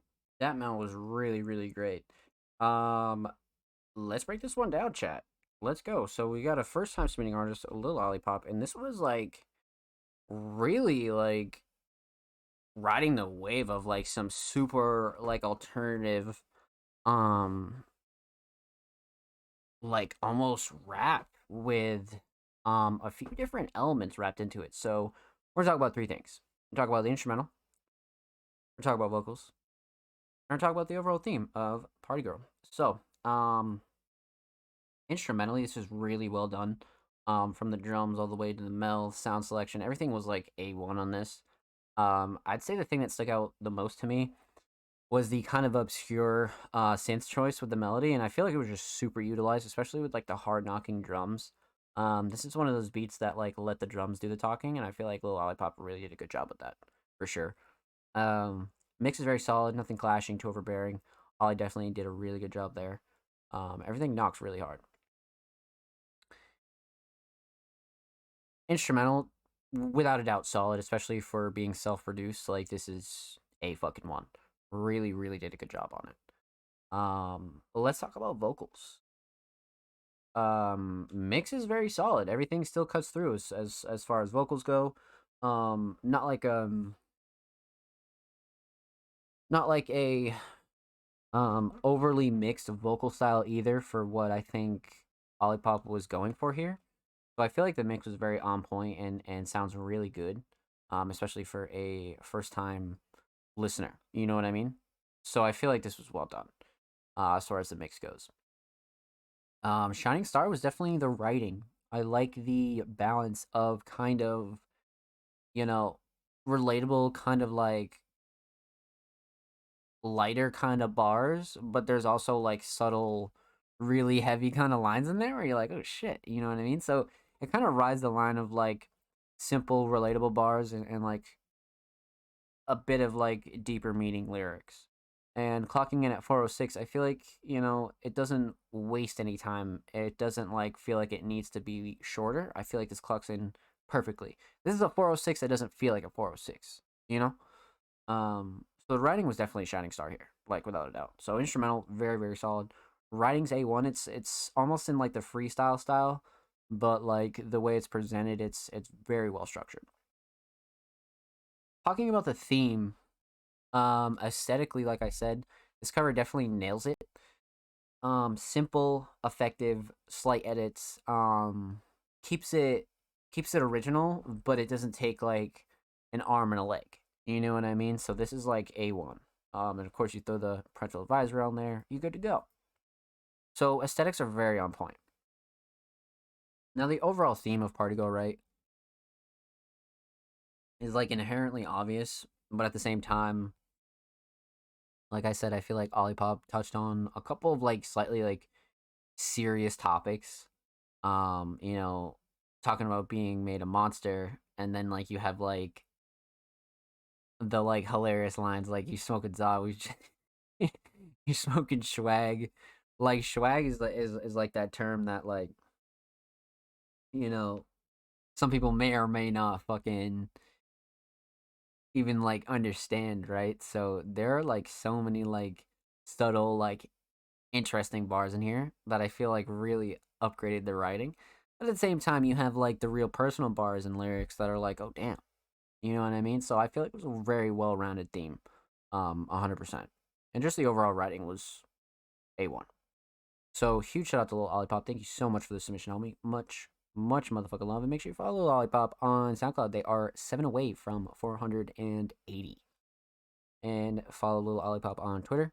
They are approaching 1.2K. Go show them some love as well. And of course, every artist featured in today's episode and every episode will be linked in the description of the YouTube re-upload. And of course, make sure you subscribe to the Music Mondays YouTube channel if you have not already.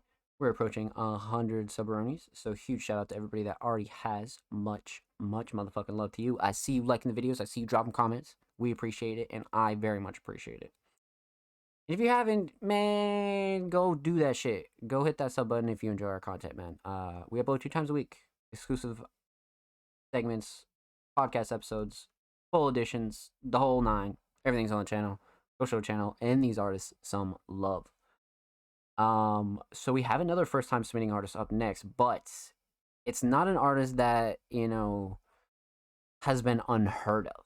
So this will be very interesting. But we've been live for just about 2 hours. So what I am going to do is I'm going to go take a quick bathroom break, and I want all of you to do the same.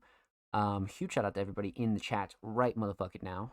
Huge shout out to anybody that's just lurking and chilling. I see you. Thank you. Make sure you get up, stretch the legs, go get some water, go get a smoke, go do what you gotta do.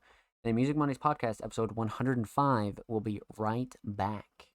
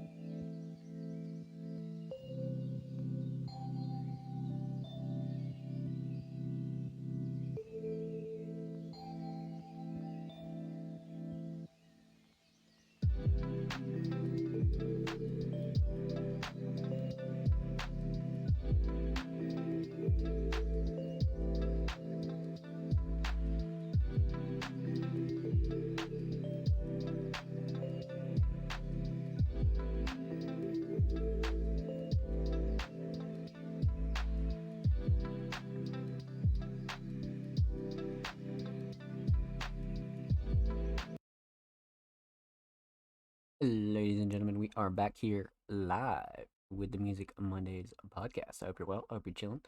Hope you got up, got some snacks, drinks, whatever you need to get, and we're gonna hop right back into submissions. So, like I said, we have another first-time submitting artist up next, but they are not unfamiliar to Music Mondays. Up next, we have Sketchy Face. Now, you might recognize Sketchy Face from our exclusive that we hosted from Sketchy Face. So definitely go check that out on the Music Mondays SoundCloud if you haven't already. But this is the first time we'll be reacting to them on the show.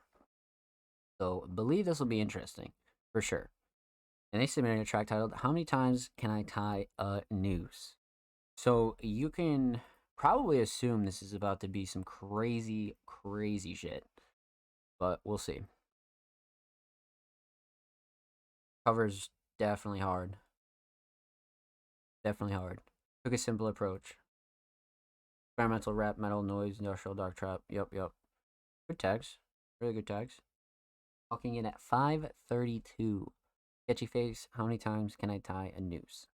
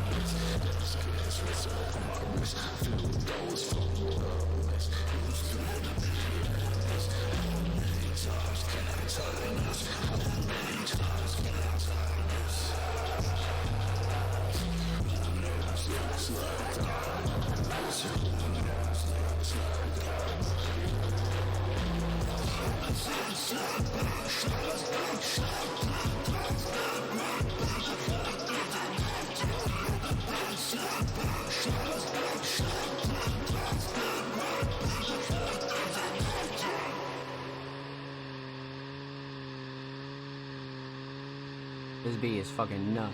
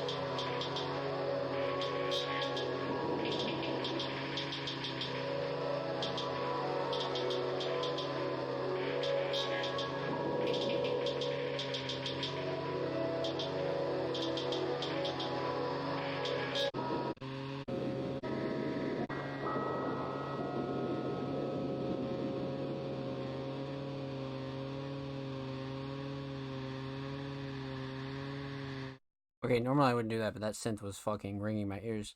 Okay, yes, definitely what I expected. Fucking demonic as shit. But of course, that was kind of the vibe that of Sketchy Face and what they were going for. So let's break this one down, man. This has a lot to be discussed. So you guys know the drill. We're gonna talk about 3 motherfucking things. We're gonna talk about the instrumental. We're gonna talk about vocals, and we're gonna talk about the overall theme of how many times can I tie the news. So, instrumentally, wow. Clocking in at just under 6 minutes. This instrumental is insane. It's super well produced. I'm not sure who produced it, but whoever did, they went absolutely fucking crazy. Maybe Sketchy Face did. But whoever did a really good job. Mix is really solid, nothing clashing, too overbearing. It hits that grimy kind of style that I think Sketchy Face was super going for, and that they're really known for, to be honest with you. Very muddy, very much like teetering on distorted, but not super insanely distorted. It has that like fine line that I think Sketchy Face pretty much mastered. You know what I mean? This track came out about a month ago, so definitely not old. And I would definitely say it does teeter on the experimental kind of sound for sure. Almost like some new metal, dark noise for sure is a great tag. Um, yeah, and even just like you know to put like a regular cap on it, just like super alternative, like absolutely. So instrumentally, this is fucking crazy. I would say the end could have been capped off at like a regular 5 minutes. I would say this is one of those tracks where, just based off the instrumental, you would listen to it one time, or like maybe if like you had it on your playlist, you just let it ride. But it's pretty hard to repeatedly listen to that. I mean, sometimes like those tracks can um be pretty palatable, but for that synth at the end, it was super like notable and very much like experimental. So I do feel like this is like a one time kind of track style, you know what I mean? Because it is very dark, very dark, almost like horror movie score, like, or even a horror game like OST. Like it's like damn, like this definitely like nails it. So extremely well produced, and I like this instrumental choice a lot. Let's talk about vocals. Vocals are a mix of like very distorted and kind of regular Sketchy Face vocals. Sketchy Face ranges from, you know, light distortion all the way until like, you know, super distortion. Um, but I've noticed that they've had a couple different styles when it comes to making darker types of trap and darker types of alternative. But I do feel like this is on the heavier side for sure, especially vocally. Um, but one thing I love about this is the delivery. You know what I mean? There's a lot of passion and personality behind this. Regardless of how insane the mix is, I do feel like you can only get vocals like this if you're very fucking passionate about it. You know what I mean? So this was probably a dark recording session for sure. But I feel like the delivery is one big shining star for me. It was a very like believable dark track, like 100%, like without a doubt. Um, and it's one of those tracks that's like, it's not like insane lyrically, but it's insane sonically. Like the sound is just crazy. Another thing to note is the mix. Again, mixed with the instrumental, nothing's clashing to overbearing. So I feel like this is perfect, sound wise. So yeah, delivery 100% shining star for me. Let's talk a little bit about the theme. Now, aesthetically, like I said, simple, but again, checks off all the boxes when it comes to like that darker, ethereal kind of alternative trap. You know what I mean? It's got that horror vibe for sure. This is the type of cover you'd expect. 100%.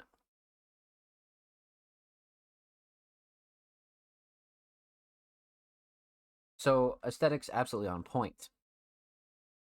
The overall theme. I mean, I feel like the theme is so much in the title and the sound rather it is in the lyrics.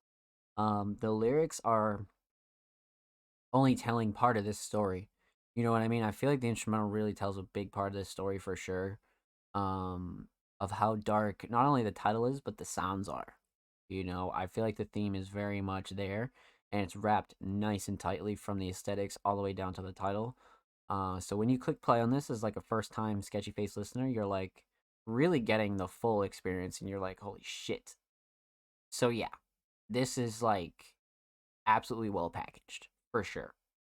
And just really one of those tracks where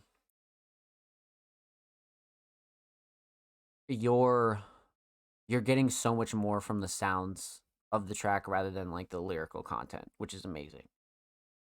So with that said, huge shout out to Sketchy Face, much motherfucking love, and make sure you follow Sketchy Face on SoundCloud. They're approaching 160. They're about 9 away. Go show them some love, and of course, make sure you follow Sketchy Face on Twitter. They're approaching 260. They're about 7 away there as well. Go show them some love. And of course, every artist featured in today's episode and every episode will be linked in the description of the YouTube re-upload. Make sure you subscribe to the Music Mondays YouTube channel if you have not already. We're approaching 100 motherfucking subs, so huge shout out to anybody that already has and shows love to our channel. And if you haven't, make sure you do so. We upload 2 times a week, full podcast episodes, exclusive segments, a whole lot of good stuff is available on the channel. So make sure you go show love to the channel, man. Let's continue on, chat. We have quite the returning artist. It's been a while since we've heard from No Name Dread.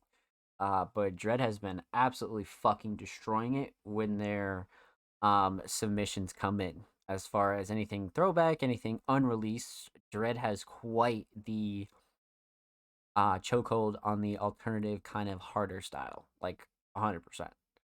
But this week, they submitted a track titled Pope Float. This is going to be probably crazy. Just based off the cover alone. Oh, man. The waveform looks crazy. 4 years ago. So we got a throwback and a half.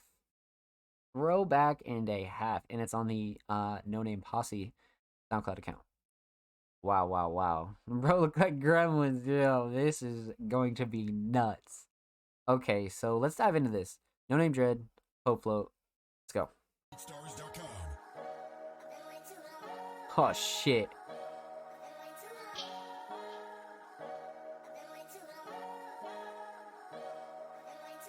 Alright, dope smoke, long show, Pope flow, mirror smoke, dated book that people quote. Man, I swear y'all do the most. That magic nerve I hope is smoke. Use those words as fucking soap. I live with mine, these fucking ghosts. Need me rewind, I'll find time unless you don't mind. In your mind, I'll plant a seed you can't find through a grapevine. But it takes some out of this world, coming from hell. You out of this world, a robot, a shell. I'm smoking on kill, straight up the bill. Hope it don't fail, a message mail. Rip tie, crash and die, zip tie. You fucking lies to your chest. V5 fum, I'm the giant, I'm a god, just take a breath. Keep it lies, they ain't do the best. I defy what you try to press. Know the truth, I ain't try to guess. When I hit the blunts, only time I bless.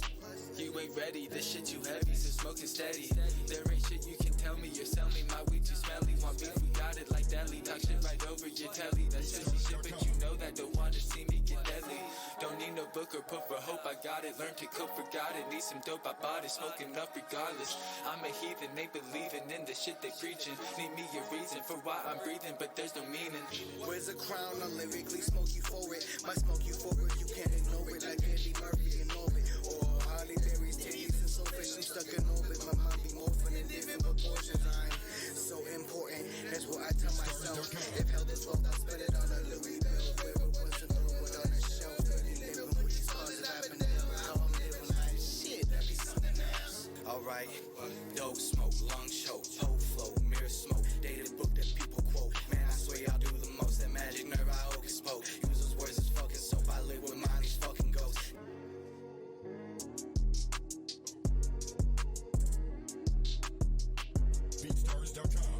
BeatStars.com. Jesus. Damn. Okay. This was crazy. Yeah, literally, Ryuki, I feel you. Bird, what's good? Welcome on in. Happy Monday. This is nuts. This is quite the throwback track from Dread here. Many of you know that I interviewed Dread last year in 2022, and that very interview is available on allmusicmondays.com. So make sure you go check that out if you're interested on a little background of No Name Dread, because we spoke about No Name Posse in that very interview, and this is quite the lineup. Like, this is quite the lineup. So let's break this one down. We're going to talk about three things. We're going to talk about the instrumental, we're going to talk about vocals, we're talking about the overall theme of Pope Float. I say that and look at the cover. It's actually comedy. So,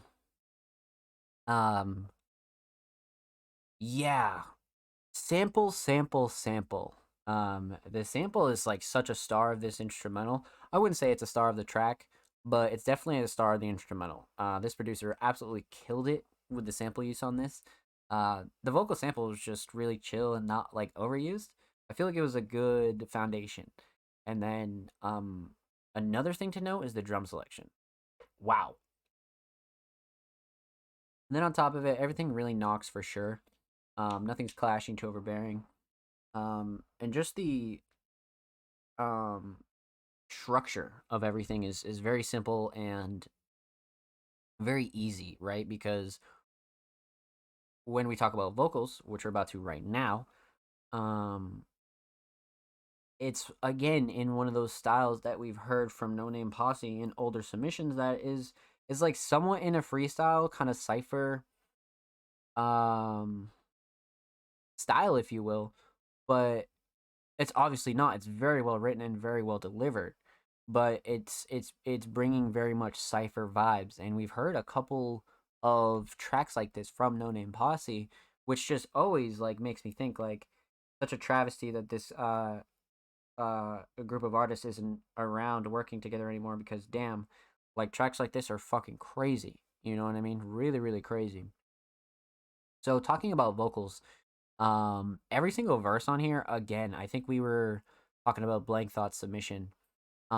Every single verse on here sounds so fucking cohesive, but everybody brought something very valuable to the table.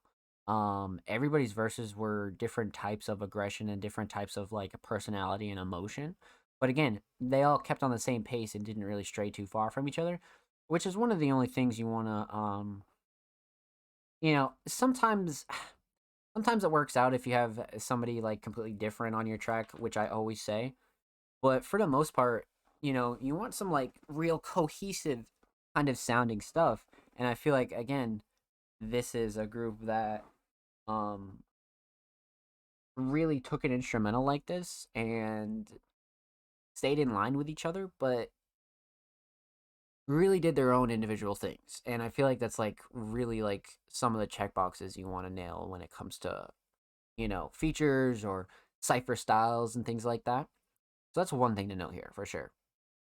Let's talk about the mix though. Like, we have so many vocals on here, and the mix is solid. Through and through, the mix is just extremely fucking solid. This clocks in at just about like like roughly 2:30. So it's not like it's like overly done, right? Because I feel like with this many verses, you could have easily gone like 4 minutes. But the fact that this clocks in at only 2:30 is like such a great thing. You know what I mean? You're like, okay, like this is like really well constructed. So I'd say outside of writing, one thing that I'd note and say is a shining star is got to be the structure, because everybody is so well placed, and at the same time, like everybody, I felt like had such a fair amount of space. Like this was like a very well put together cipher style kind of track for sure. So I feel like that's one thing you can always say about No Name Posse is that they always kind of nailed that group cipher kind of track style without a doubt. So let's talk about the theme here. Aesthetically, Ryuki said the shit about Gremlins, and now I can't stop thinking about it. But again, like an iconic, simple kind of cover that if it's a track you really enjoy, you're gonna forever associate this cover with this track. You know what I mean? Like even if you wanted to re-release it and put a new cover on it, everybody's still gonna think about the original cover. just because I feel like it's one of those covers that makes like such an impact. And the overall theme, you could dig into like individual lyrics and lines here, but I feel like this was again very much in the cipher style of things, and I don't think there was like a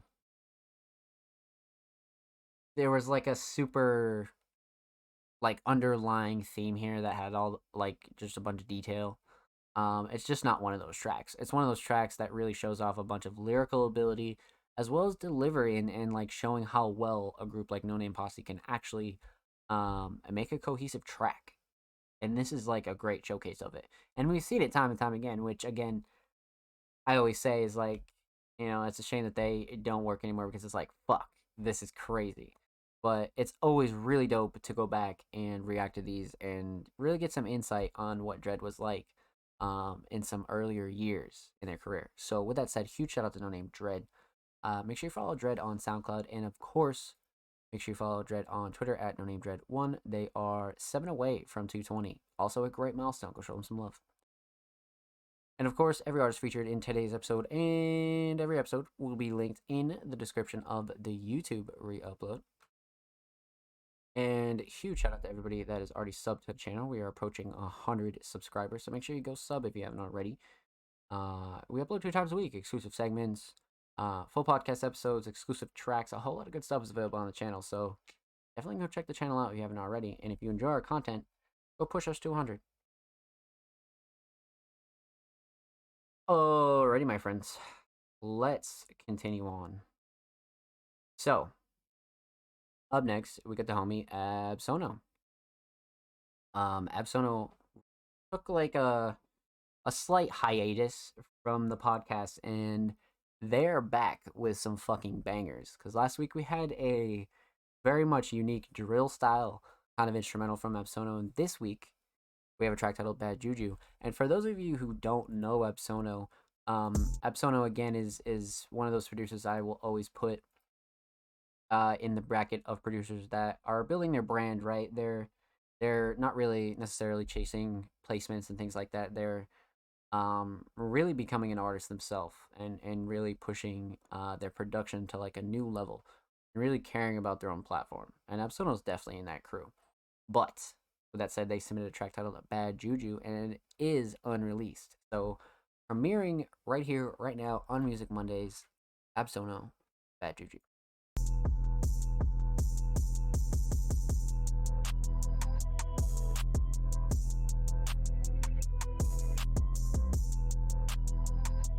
Comes in hot.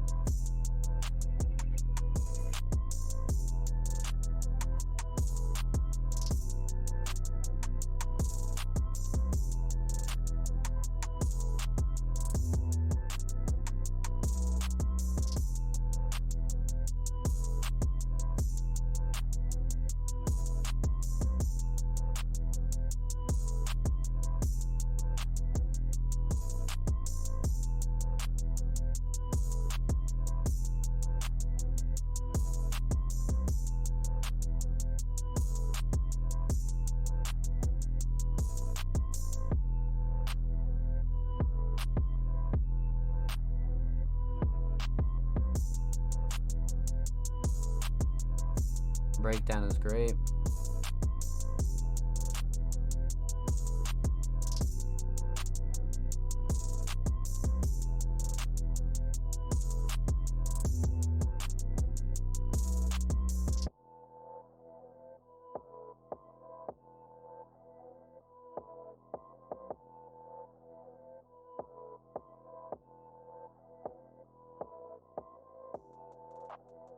Got the underwater effect going on here.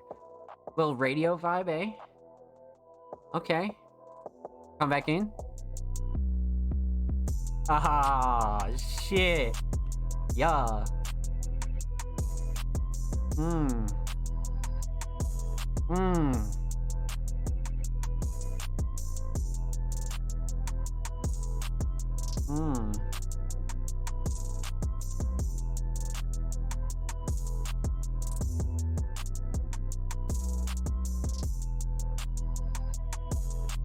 I mean, the 808 is such a heavyweight.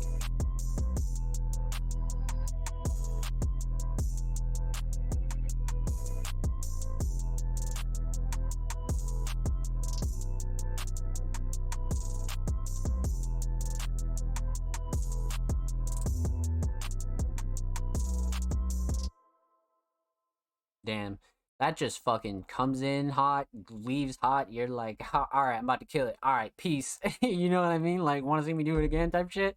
Holy fuck. This cold, Absol always killing it. I agree, chat. I agree. Let's break this one down. Let's fucking dive in. So, obviously no vocals here, so we're gonna talk about two things. Talk about the instrumental, and we're gonna talk about the overall theme of Bad Juju. So, um, Shining Star, man, right off the fucking rip, and it kind of goes hand in hand with the mix, which is great. Nothing's clashing to overbearing. Everything's really cutting nicely. But the sound selection, and even more specifically the 808 and the kick, are, I mean, you couldn't have like done better with the sound selection, to be honest with you. Um, you know, you'd have people out there that say that they do this or that, but for how this track is and how Absolno is comfortable with it, this is perfect. You know what I'm saying? Like, the drum selection is really fucking up there. Really, really up there. So I love the drums on this. Coming in a close second is definitely the melody. And some of the drops and how this track comes back in is really another just great talking point, especially like the mid, where you get like your second drop at about like, it's oh roughly like 3/4 of the way in, and that second drop comes in. It's just like wow. And clocking in at 2:30, this is like a perfect length for an instrumental like this because there isn't like too much variety. I feel like the drums vary, which keep it fresh. But as far as like an instrumental that you'd listen to, I feel like this would still pass just because it's so hard and it comes in so quick and it leaves so quick. Just one of those instrumentals people love playing. Um, some gym type shit, some, get up, clean your crib type shit, just some motivation montage shit. This is like really that. And to me, Absolno's always been one of those producers that has such a chokehold on like your regular genres that you're used to, but always sprinkling like the Absolno spice and pizzazz on it. So yeah, you're gonna get trap drill, you're gonna get pop, you're gonna get different, standard genres that you're used to, but you're gonna get them with Absolno sprinkles, and I think that's what makes Absolno's instrumentals very unique. And this is no different. So yeah, drums and drum selection, excellent. And the mix is just fucking stellar. Um, Especially if you're not listening with headphones, I definitely advise you to go back and fucking play this with headphones because wow. Or you go listen to the submission yourself. But either way, yes, yes. So let's talk about the theme here. Obviously, unreleased exclusive Absolno, so we can't take the cover quite literally. And Absolno has it set up as to where their profile picture defaults as their cover, and their profile picture just so happens to be the Absolno logo. So it's like, okay, common Absolno W. Am I right? Yes, I am. So, Bad Juju. I definitely, I don't know. Would I feel like this is, does this make me feel like bad juju or like bad luck? I don't know, maybe. You could have named this a couple different things, but this is really like a personal name for Absolno. It's what they were feeling when they cooked it up at the time. So I always respect it. But with that said, huge, huge shout out to Absolno, man. Thank you so much for the submission. And of course, make sure you follow Absolno on SoundCloud. They are one follow away from 30. Go get them that milestone, man. And of course, make sure you follow Absolno on Twitter. They are 3 away from 360. Also a cool milestone. Go show Absolno some love, man. And of course, every artist featured in today's episode and every episode will be linked in the description of the YouTube re-upload. And of course, make sure you subscribe to the Music Mondays YouTube channel if you haven't already. We upload 2 times a week. Full podcast episodes, exclusive segments, a whole lot of good shits on the channel. And huge, huge, huge shout out to everybody that already has showed love to the channel. I appreciate it. The staff appreciates it. And if you haven't, go show these artists on the channel some love, man. So, we are back here live and cranking with the Music Mondays submissions. So we got 3 bangers up next and 1 first-time submitting artist in those 3. But up next, we have the homie Bloodcat, aka Sirica Saturn. Bloodcat has been very artsy as of late, and again, much like Matt and many of the artists you see here on Music Mondays have such a high ceiling when it comes to creativity and being just an experimental artist, truly. So this week, Bloodcat submitted a track titled Out of Nowhere. And it's actually out on Spotify. because every once in a while we'll get some exclusive unreleased Bloodcat. But this one is live and in color, dropped this year. Interesting, clocking in at 231. And we have the Murder Beats credit. Interesting. Okay. Let's get it, BCat. Bloodcat, out of nowhere. Let's get it.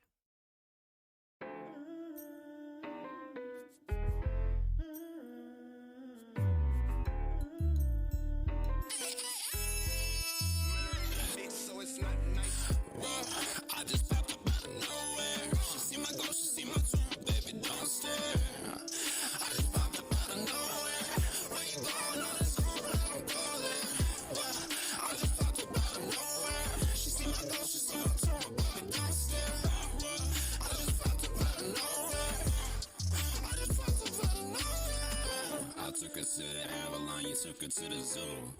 I don't rap a lot, but homie, when I do, no compassion on them, spit dry acid on them, flip flop fashion on them, drip dry splashing on them. Oh, money, Babylon, you bad, roll travel on your home, that alone. You miss you to tag along, time crashing on them, grip stop, havoc on them, zip lock, baggy with the big roll, shady on. I just popped up out of nowhere. She see my nose, she see my throat, lost it. I just popped up out of nowhere. Where you going on this cool, but I don't go there. I just popped up out of nowhere. She see my nose, she see my throat, baby, don't stare. I just popped up out of nowhere. I just popped up out of nowhere. I'm feeling, but I cripple little homies think they know me, they don't know. Fiddle with a nipple while we sniffle on the snow. Make that money drizzle, make the blow my whistle. Artificial ripples with respect, but keep dismissal. I'ma need a chisel for my neck. These diamonds weighing me down. Watch your dreams drown. I don't speak clown, but I think deep down. You think it's a me sound. 7:30, 7:30, 7:30, 7:30, 7:30, 7:30, 7:30. What's that? What's that sound? Put a candy with the answer. Swear on a big shorty words on the lip. Turn a slur to a hill. I'm the worst in this bitch. All the hurts for your chips. I'm the one to see a bitch. Take a turn and I drip. So lit, I need my lip to take a turn. Really serious, fucking break. I'm so lit, I need my lip to go. We can stay on my bitch, we can stay on my dick. Hey, I just popped up out of nowhere. She see my nose, she see my throat, baby, lost it. I just popped up out of nowhere. Where you going on this cool, but I don't go there. I just popped up out of nowhere. She see my nose, she see my throat, baby, don't stare. I just popped up out of nowhere. I just popped up out of nowhere. Let's go, man. Bloodcat fucking killed that. And I feel like there's quite a couple of important topics we can discuss here. So let's break this one down. So we are going to talk about three things. We're talking about the instrumental, we're going to talk about vocals, and we're talking about the overall theme of Out of Nowhere. So obviously we have Murder Beats here. You know, let's talk about the elephant in the room. Well decorated multi-platinum producer. And we have Bloodcat absolutely unloading on this fucking instrumental. But as far as the instrumental itself goes, it's kind of an obscure instrumental, right? Because a lot of people could hear this and, you know, they'd get a couple different ideas and this and this and this. But Bloodcat fucking turned this into such an alternative track. It was amazing. Like, took a very, like, almost kind of obscure, you know, different style of, like, you know, R&B sort of trap instrumental, but taking it and making it something insanely different. But like I said, as far as just the instrumental itself goes, I mean, come on, like, the melody is fucking crazy. But on top of that, the drums are excellent. Of course, nothing's clashing, no overbearing. You know, with Murder Beats, you know what you're gonna get. You know what I mean? You're always gonna get a well-rounded, well-mixed instrumental. But as far as this particular one goes, and we're gonna talk about vocals now, Bloodcat just turned this into something completely different. You know what I mean? Because, like, you can take your average artist or any other artist, and obviously they're gonna have a different idea for it, but you know, they'd mostly like take the rap approach and take like the generic regular kind of like just try to kill it and like almost, you know, just to take a different approach. And Bloodcat almost turned this into like such a different style than you'd be used to on like a Murder Beats instrumental. So it's like, wow, you know what I mean? So I feel like uh the overall creativity of this track, like everything, like the creative insight to make a track like this is so stellar. So fucking stellar. Cuz I don't know, it just kind of it it occurred to me about halfway through the track. I was like, Bloodcat's really turning this into something that's like so their style, and it's really really interesting to see. Um, but outside of the whole track in itself, the hook is fucking excellent. The mix is really great. I feel like it's a different style of mix than you'd get from, you know, every other Bloodcat track. That's the thing. Like Bloodcat, like many other artists here in the underground and music Mondays community, um, always like to, I wouldn't say experiment, but try new things with their vocals and really push their current boundaries. And I feel like this is another great example of Bloodcat coming through and being like, all right, I'm about to have a crazy ass mix on this. I'm about to have a crazy ass delivery. I'm gonna write some crazy ass fucking lines. And it really took, you know, a Murder Beats instrumental to like, you know, from like one level to like the next three. You know what I mean? Like I feel like only Bloodcat could have done that. So that was really fucking well done. I feel like the whole record in itself, like the project, just the track out of nowhere, is such a great concept. Down to the writing. So vocals are fucking excellent. I can't get over the style approach and the way Bloodcat did their vocals on this. I feel like it was just really well done. Really, really fucking well done. Now, let's talk about the overall theme here. Um, Aesthetically, the cover is just yes, very simple, but you have these great shots of Bloodcat coming around that are just almost model like. They have this like HD 4K quality to them, and you're always gonna recognize it. It's not like Bloodcat style is like somebody that you could easily pinpoint to somebody else and be like, oh, no, like Bloodcat has always been unique down to the fashion. That's like one thing you can always get from that. But I feel like this cover is fucking stellar. Really good shot. But the overall theme, out of nowhere, like of course you get the theme in the hook, but Bloodcat again takes us on another story and really brings us to like life. And it's almost like a day in the life of Bloodcat again, except each track is just like a different day. And like Bloodcat is such a stellar storyteller when it comes to writing and like performing and really like having listeners understand where Bloodcat is coming from. And out of nowhere, you know, surface level has like an obvious theme, but listening to each verse, you fully understand that again, Bloodcat's telling another story, and it's just so widely accessible to so many first time listeners and regular supporters of Bloodcat. So with that said, huge shout out to Bloodcat, man. Thank you so much for the submission, and make sure you follow Bloodcat on Spotify, and of course, make sure you follow Circus Saturn on Twitter. They're approaching 30 followers, so go show Circus Saturn some love. And of course, every artist featured in today's episode and every episode will be linked in the description of the YouTube re-upload. If you haven't subscribed to the Music Mondays YouTube channel, I don't know what you're doing, man, but make sure you go sub to the channel if you haven't already. We upload 2 times a week. Full podcast episodes, exclusive segments, a whole lot of good stuff. And we're approaching 100 subs, so huge shout out to anybody that already has. You guys are amazing. So let's continue on, my friends.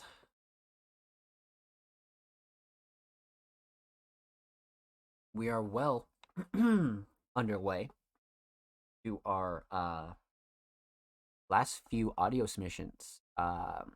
We have just a couple left, so I'm definitely excited to get into these. Let's continue on. Up next, we have a first time submitting artist, RAA, keeping golden era hip hop alive over here. Interesting. Okay. Bold statement. I love that. Hip hop artist, producer, Virginia bred, making music for the soul. Okay. Fire. Great bio. All right, first time submitting artist, RAA. They submitted a track titled Barracuda. Yeah, 2021, so not like um not like brand new, but not super old at all either. So let's get into this. Obviously, first time submitting artist, so we're gonna go in blind. Let's get into it. RAA Barracuda. Hey, yo, Poppy, yo. I know you got that knowledge for us, man. Yeah. It's another day, y'all. Put Get a it. lot of work in. See a lot of struggles, ups and downs. This sample's already. Keep going. Yes. Journey continues. Raw. Knowledge. Level 47. For what it's worth. Pardon me for venting, expressing these words dyslexic. Love the way I live, but people think that evil beckon. Said I'm shooting for the top of the chain. Don't need a weapon. Said I'm going down a legend and great. So I'm the best in New Testament flow. Oh, just told me get in and go. Your words are ice, but still in spite. You gotta polish your stroke. Okay, I show my mama mogul whose vocals is climbing totems. Doing yodel, silence is golden. My aura shining like Masimoto from the snow. Never paying pipers a toe. I had to take my talents further, so I switched up the code. V80 day go. It's never cooking beats to the kicking. Don't hear the day go. Stepping out the crib for a bit to see the day glow. This ain't your ordinary writing. I'm the shaman Poseidon, providing vials of conscience for rising the pontiff. Jesus. Elijah Muhammad, call me the prophet Muhammad through medulla, guided through the root chakra. Ah. Holy fuck. Are you serious? Y'all hungry, right? Y'all want that little barracuda, right? Yeah. Barracuda. Never been inside Central Booking, no take care though. Know how to keep it dirty like PM heaving a clean throw. Don't disrespect me or my future wife. If I catch you looking at the wallets, we'll rob you of your dinero twice. On pearls and oysters and champagne nights, like wiping off your dirty counter so the mom was more price. In spite of circumstances, game made me change how I see advantage. Put the brown and white away for cleaner slates that I can manage. Thinking bringing longevity's what I'm after. No more standing in the rafters. It's Kobe versus you rappers. These chapters carry some burning. I'm burning pages like ashes. The difference in what you make will show them what you be adding up. It's a passion or insecurity. Desperate for some security. Vacant just like your vision be. Rolling deeper in misery. Bittersweet, but it's meant to be. Coming for thoughts of anybody willing to buck. What's up? And I've been writing so much. Call it 10 years plus. In this game for 4 years, but know that there's more to come. Because this pen can be the pen, the eulogy. Just give me your dial, I'll call you up. Ah. Yeah, man. No, it's just a little 3-piece for y'all. Something to hold y'all over, for the big one. The big Joe, man. We're moving up in these levels, man. But it's not just for me. It's for everyone around me that's been supporting since day one. Everyone's been pushing me. It takes that spirit, takes that soul, takes that unity, man. That's what we pushing, that's what we all about. I understand that greatness can't come from one person alone. It comes from a collective of people that understand the true message, the true vision. Yep. That's what it means to be raw. Fucking facts. Level 47. Fucking facts. Seasoned. We got a veteran right here, chat. We got a veteran. For sure, we got a veteran right here. Okay. I love everything about this. Let's break this down. First time submitting artist, RAA. We're talking about 3 things. We're talking about the instrumental, talking about vocals, and we're talking about the overall theme of Barracuda or Barracuda. Whichever you please. Referring back to the caption, keeping golden era hip hop alive over here. I mean, like, come on, like this is the definition of modern golden era, and it really starts with the instrumental. Shining Star for me 100% is the vocal sample. This producer really fucking killed it. Shout out this producer.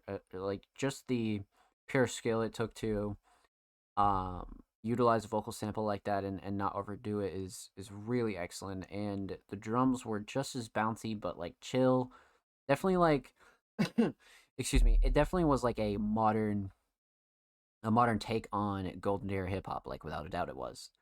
But deeper than that is the writing comes in at another Shining Star for me. and totally a talking point is like, wow. The first verse starts off extremely hot, and then um the beat gets a chance to breathe for a little bit, which I liked. I was like, damn, okay, okay, okay. And RAA just goes back in and just fucking eats it again, and I was like, oh shit, yeah, no, like this is crazy. So, you know,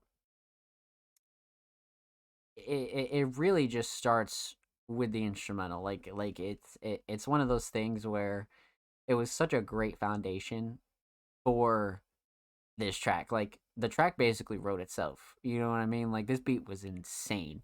So with that said, huge shout out to this producer, man. It's such a great choice. Such a great choice. But let's talk about vocals because this was just fuck. So um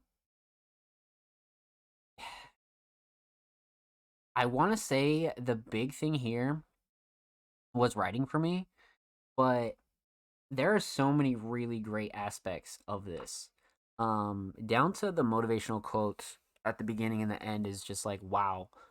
And the quality of writing is just really out of this world. Like RA definitely is a very, very talented writer. Whether this verse took 10 days or 10 minutes, um, it really left its mark for sure. But truly the definition of modern golden era hip hop, you know what I mean? Touching on a little bit of like a boom bap style, just that classic shit that everybody knows and loves. But it kind of brings a little bit of refreshment to it and not always trying to be like super classical. And I feel like sometimes it has to do with the beat and sometimes it has to do with the vocals, but I feel like RA definitely is like a really good mix of both. Keeping like the lyrical subject matter very modern, but keeping the style and delivery kind of classic too, It's really about the blend of it. Because you're not trying to recreate the old shit, you're trying to like modernize the old shit and bring the old shit into new styles and bring it to new heights. And I feel like this is a great way to do so, especially with your writing. A shining star here is absolutely the writing. Both verses were fucking insane. But on top of it, the mix is really, really solid. It's not like an over extravagant mix. And I could imagine that RA doesn't really need that, or nor do they probably want that. But it's such a solid mix. It's very tight. It's very well rounded. Nothing clashing, too overbearing with the beat. Everything bleeds through nicely. So yeah, like everything about this is like really hitting every check mark for me. Especially for somebody with, you know, a claim like that. Like shit, I'm keeping old age hip hop alive. And it's like, okay. And this was like really knocked it out of the park for me. Like very, very, very fucking amazing. So instrumental, excellent. Vocals, very much fucking excellent. Let's talk about the overall theme. Now, this is a track from a 3-track EP titled Three Piece Combo, which is a great fucking project name for sure. But talking about the overall theme, aesthetically, this is perfect, right? Simple recording photo, but just slight graphic design. Project title, parental advisory cover. You have RAA on the recording headphones, which I thought was a nice touch. Keeps it simple, but keeps it attractive for a small project like this. But the overall theme, Barracuda, or even just Barracuda, if you wanted to call it, like this is just like, it's like wow. Like, obviously no like overall like super obvious theme here, but it's definitely one of those themes that pops out, throughout the track. And you could even incorporate the theme with the quotes at the beginning and end. So many things about this just made this such a high quality track. Even though it didn't have like a concrete theme, it was literally 3 minutes and 11 seconds of RAA really fucking writing their ass off and spitting. And then like the little things just kind of sprinkled in and really made this track such a great representation of a first time submitting artist. Like RAA is very fucking talented. Like I said, 2021, so not exactly brand new, but not exactly old either. So I can only imagine what current work is like. With that said, huge shout out to RAA. Much love, my friend. And of course, make sure you follow RAA on Spotify and make sure you follow RAA on Twitter. They are approaching 560. They're about 8 away. Go show them some love. And of course, every artist featured in today's episode and every episode will be linked in the description of the YouTube re-upload, my friends. Make sure you subscribe to the Music Mondays YouTube channel if you have not already. We're approaching 100 sub-roonies.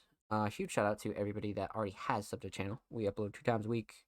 Full podcast episodes, exclusive segments, a whole lot of good-ish is available on the channel. So if you haven't, go check it out. Well, let's fucking get it, chat. That was an insane first-time submission. We've had 3 first-time submissions tonight, and they've all been fucking crazy. All right. Let's continue on. Up next, we got the homie TDG, and TDG has also been killing it, especially when it comes to modernizing a more like classical version of hip hop. But this week, they submitted a track titled "Fell for Darkness." The tale of leaving the light and headed through darkness. The story of Anakin turning to the darkness, a journey I also fight. Brought by my homie and I. For the Freaks and Geeks, sampled Journey for the Melody Loops first EDM beat. Thanks. Damn, TDG. Alright, so we have quite the fucking track here with a great theme. This will be very, very fucking interesting to dive into. So, let's not hold this up. This is crazy. Jedi Philosophy beat artwork is totally insane. Yeah. I just changed it so much. Yeah, no, that's gas. All right, let's get into it. TDG Fell for Darkness. We can try to change it, but we are small.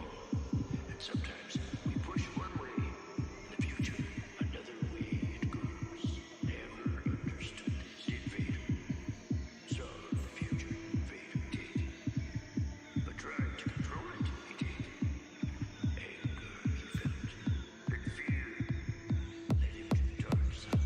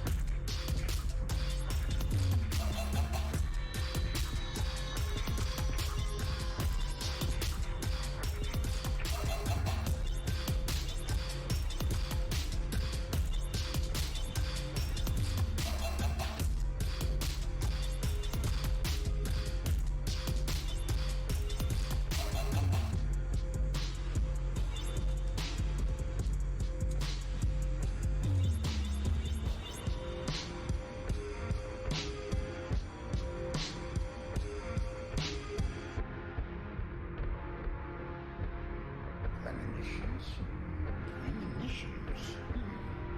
These visions you have. They are of pain, suffering, death. Yourself you speak of, or someone you know. Someone, Close to you. yes. Careful you must be when sensing the future, Anakin. The fear of loss is a path to the dark side. I won't let these visions come true, Master. Death is a natural part of life. Rejoice for those who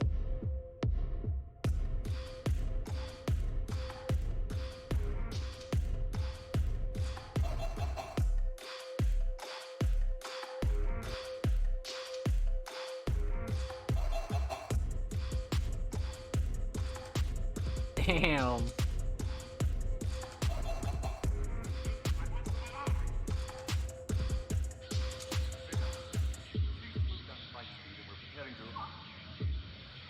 Oh shit.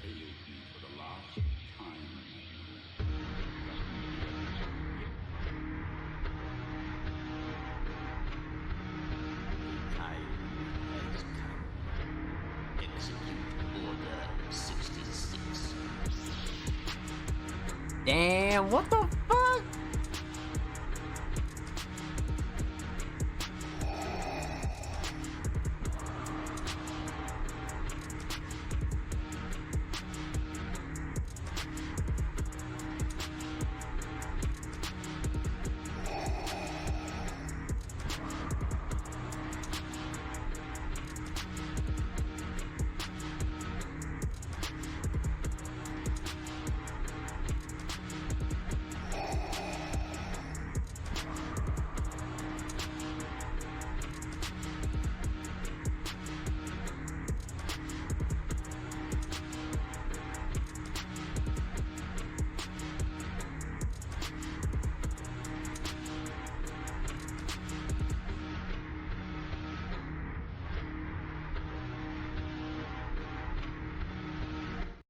Wow.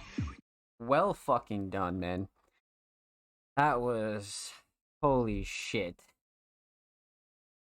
Nah, this one banging, yeah, nah, for real. Let's fucking go. Holy shit. Okay. So there's a lot to tackle here.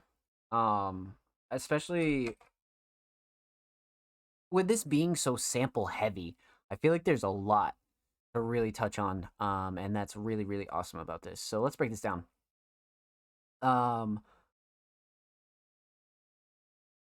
Obviously, no vocals, so we're gonna talk about two things. We're talking about the instrumental, and we're talking about the overall theme, Spell for Darkness. So,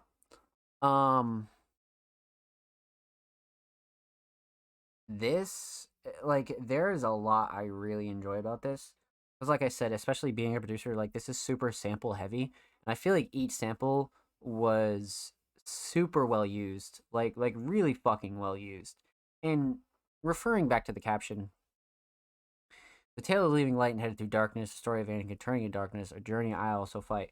So, like, what the fuck? You know what I mean? Like, that's, like, super relatable. And, like, that's the shit I'm talking about, like, with producers, using their instrumentals and their just overall sound to get their feelings and emotions across, right? Like, sometimes you don't even need to be recording certain shit for you to be able to, like, get your feelings out there. And I feel like this is a great representation of, you know, like you could call it like a personal topic, but again, like it's a way of putting it out there, but also um picking a really well done story. It's something like the story of Anakin and incorporating it into an instrumental. So it's like, okay, you know what I mean? Like we have some things to discuss here. So instrumentally, the mix is great. That's, we've come to react to enough TDG tracks as to where you could always expect a very solid mix. That's without a doubt. Not even a question. Not even a question. So another thing that I love is the sample. Like outside of the mix, I would say the sample is like such a shining star, just because TDG sampled Journey, but it's just so mixed and switched up that obviously you wouldn't be able to tell, but it's used extremely well. Like it's fucking used extremely well. But I'd say even deeper than that, the progression of a 4 minute and 14-second track has got to be on point, and this very much was on point. Like this is exactly what you'd want for an instrumental track. Um, it's just not repetitive at all. Like you're fully taken on a journey. You know what I mean? Like the majority of these quotes coming from episode 3 of Star Wars for all my Star Wars fans out there. So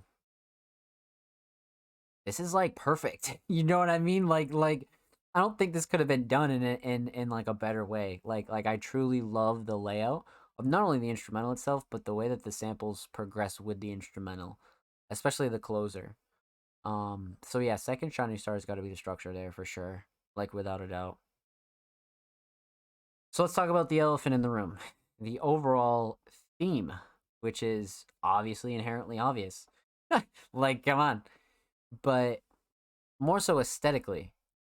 I like the addition of, you know, some hand drawn kind of like Star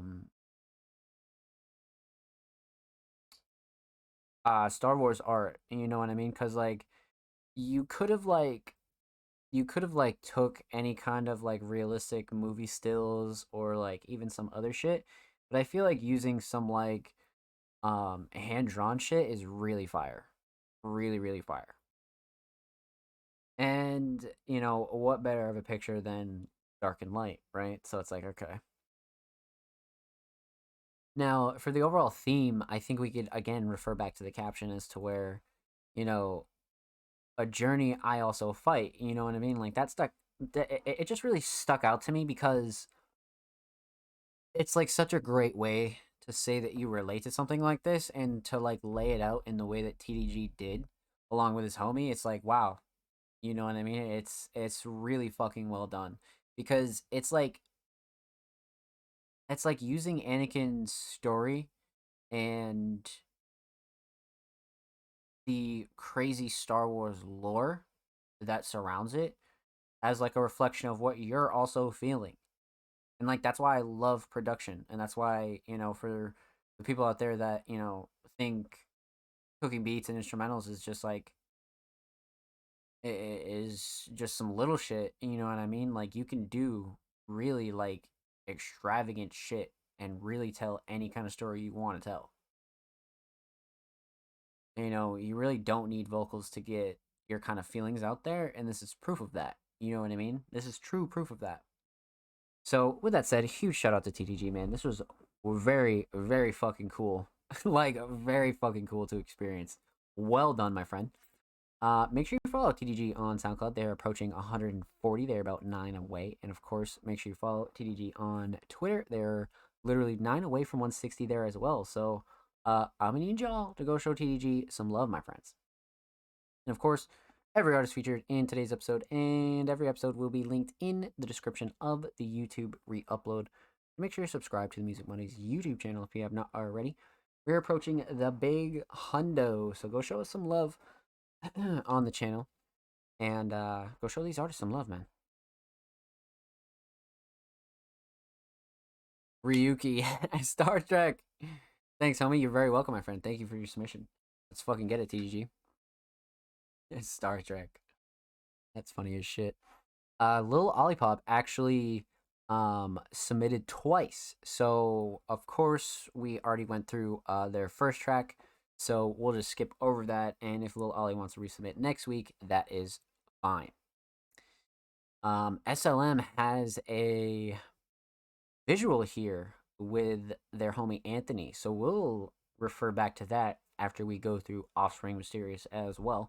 So I think we have like 2 visuals to wrap back around to, so we'll wrap back around to SLM and Offspring. And then after that, I think we have 3 audio submissions left. So up next is the homie Ryuki, who's been hanging out with us in chat all motherfucking night. Ryuki has not submitted a track since Wave Dash. It's been a while. It's been a while since Ryuki has submitted a track, so I'm definitely excited for this. Ryuki has the alternative dance pop kind of just a really unique kind of sound. I'm excited to see what Ryuki has in store for us. I'm not gonna lie. In a fat minute, yeah, no, I agree. I agree. Caption reads: New fighter unlocked. Ryuki submitted quest. Okay. Let's not hold anybody up anymore. Let's dive into this. Cover is gas. Cover is very much gas. Holy shit. Rod Clooney official. Got the great description. Like, what the fuck, Ryuki? Let's go.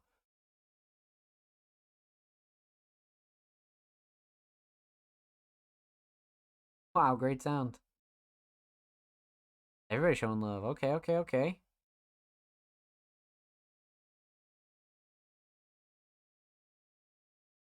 Let's fucking go, Ryuki. Holy shit.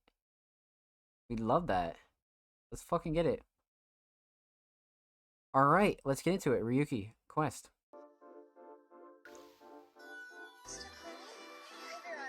I've been on a quest, ran it up, level up, get the dough, and I think I'm up next.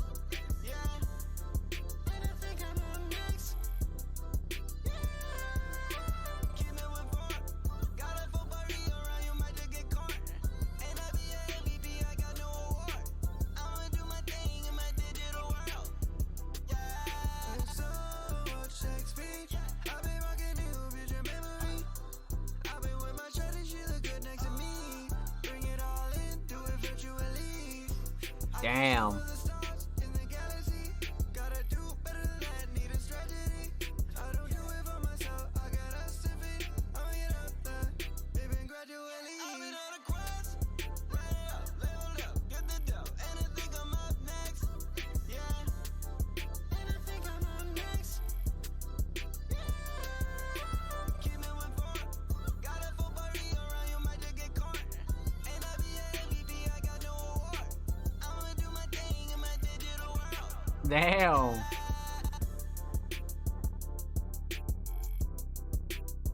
Damn. Okay. Yeah, nah, this is a great, great track. Holy shit. What a follow-up. Alright, alright, alright, alright. Yeah, now this is that was fun. If somebody came up to me and was like, how would you describe that track? Fun. That was fun. Okay. Okay, okay, okay. Much to discuss here. Alright. Let's break this one down. We're talking about three things here. We're talking about the instrumental, we're talking about vocals, and we're talking about the overall theme of Quest. So, instrumentally, Clooney just destroyed this. Without a doubt, the melody is the shining star for me. Just because it's extremely catchy, super soft-spoken, but the drums come in and fill in the gaps where you'd want some, like, harder kind of spaces to be filled. Wow. Like, the construction on this is excellent. And it clocks in at under 2 minutes. So this is one of those tracks where you're getting, like, the whole 9 in just under 2 minutes. Like, really getting the whole fucking 9. So, just because it's short, that's not to say that you don't get all of Ryuki packed in this track.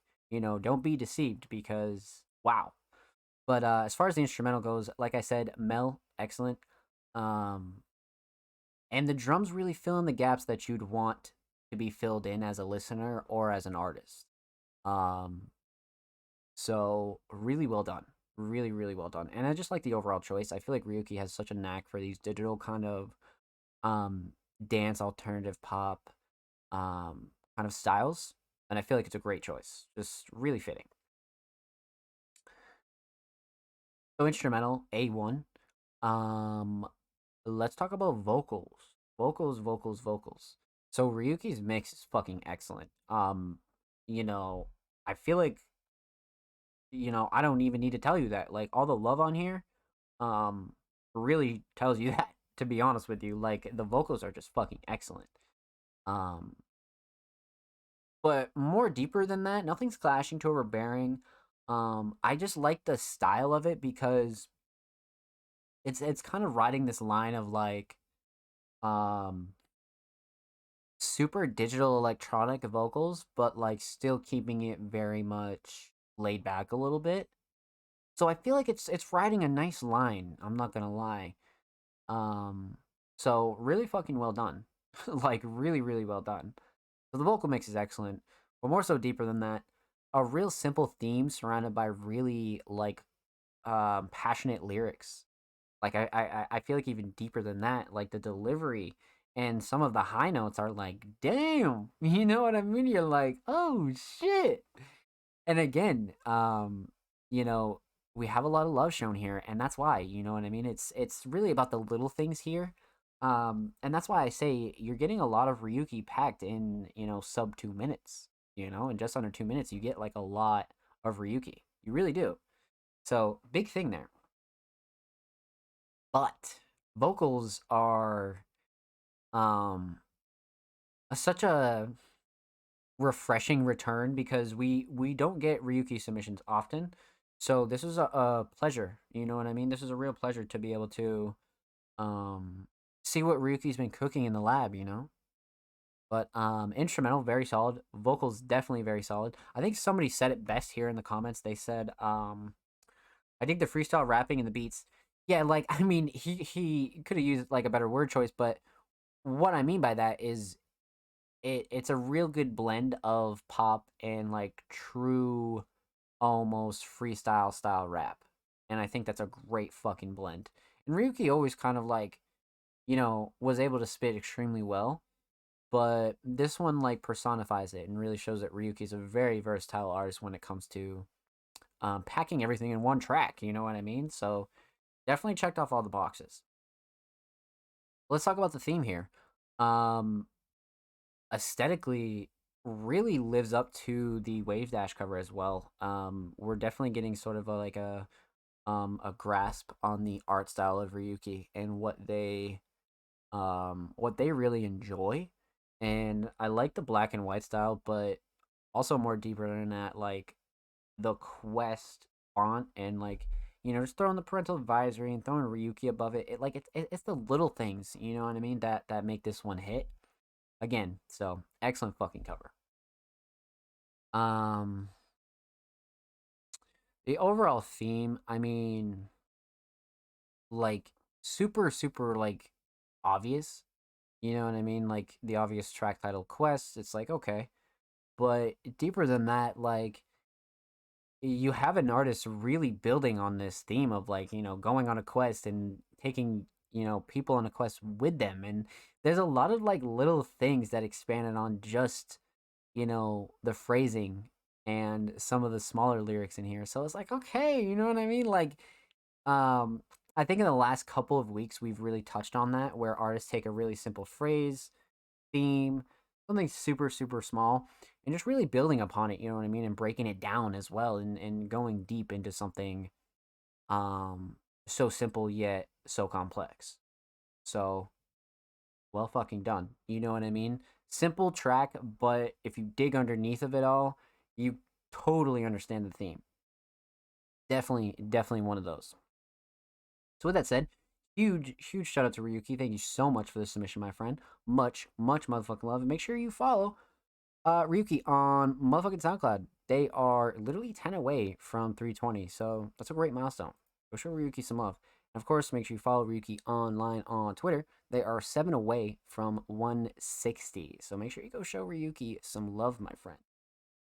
And of course, every artist featured in today's episode and every episode will be linked in the description of the YouTube re-upload. Make sure you go subscribe to the Music Mondays YouTube channel if you have not already. We're approaching 100 subroonies, so huge shout out to everybody that already has. And if you haven't, go do so and go show these artists some love. I mean, come on, we upload 2 times a week. Full podcast episodes, exclusive segments, a whole lot of good stuff on the channel. So go show the channel some love, man. I'll have a video out in a few weeks. Appreciate you so much. You're very welcome, my friend. You're very welcome. Thank you so much for your submission. A video out in a few weeks, though, like, I can't wait a few weeks. We need that next week. I'm just kidding, but I'm definitely excited for that. We are definitely excited for that. Let's fucking go. Alrighty, my friends. 2 max.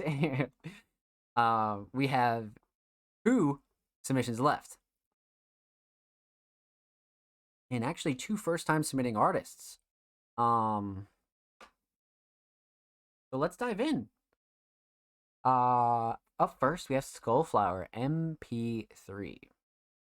Now, Skullflower MP3 is not an artist we have ever... Oh, no. This is Sonly again. Almost. Shout out Sonly for sending the troops, man. That's really what we love to see. Like I love that support. Of course we have other submissions on the show, so that's why we limit everybody to 1. But feel free to send your extras to next week's show.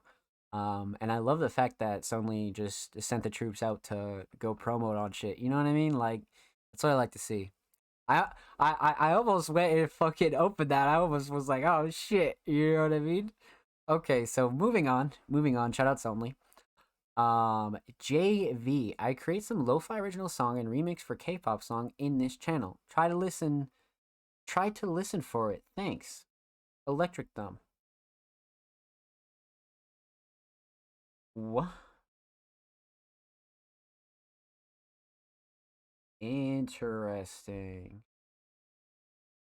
I'm not sure. I don't know. There's a couple of them.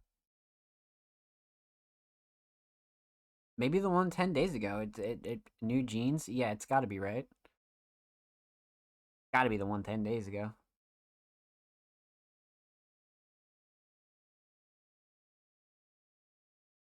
Check out their Twitter.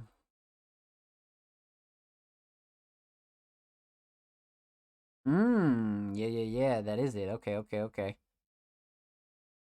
All right, let's dive into it. Fuck it. First time spinning artist JV. Electric Thumb. New Jeans. Let's go.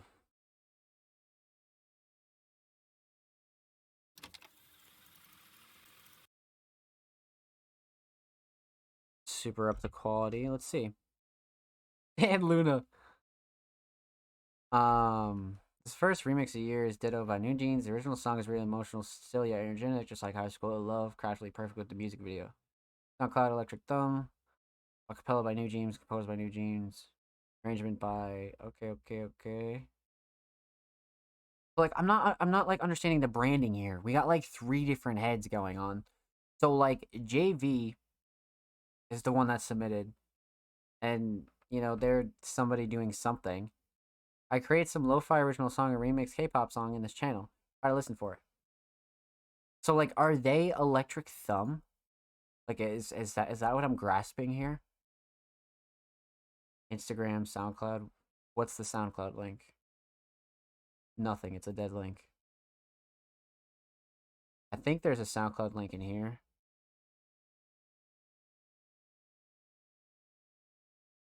Indonesia. Everything is about me.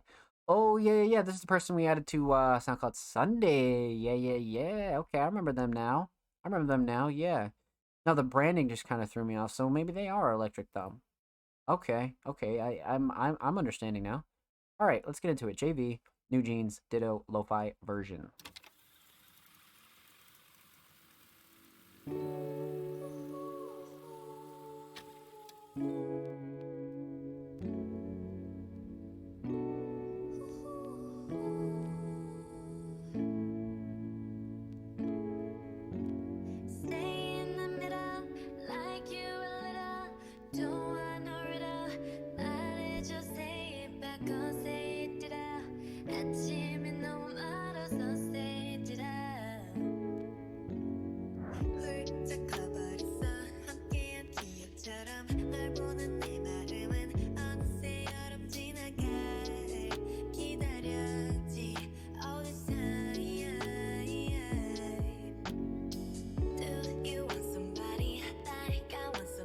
What a vibe.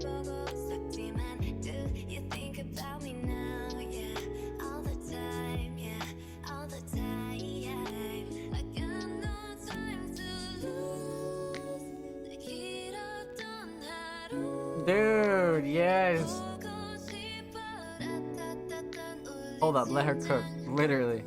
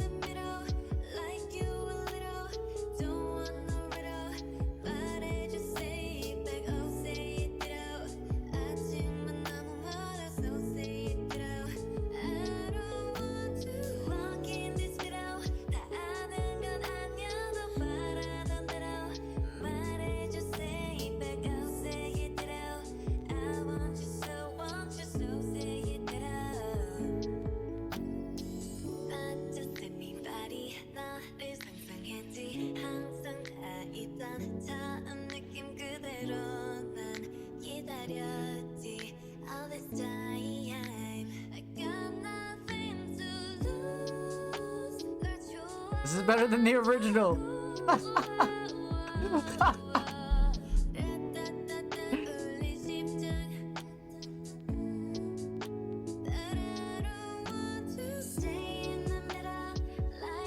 I'm fucking crying.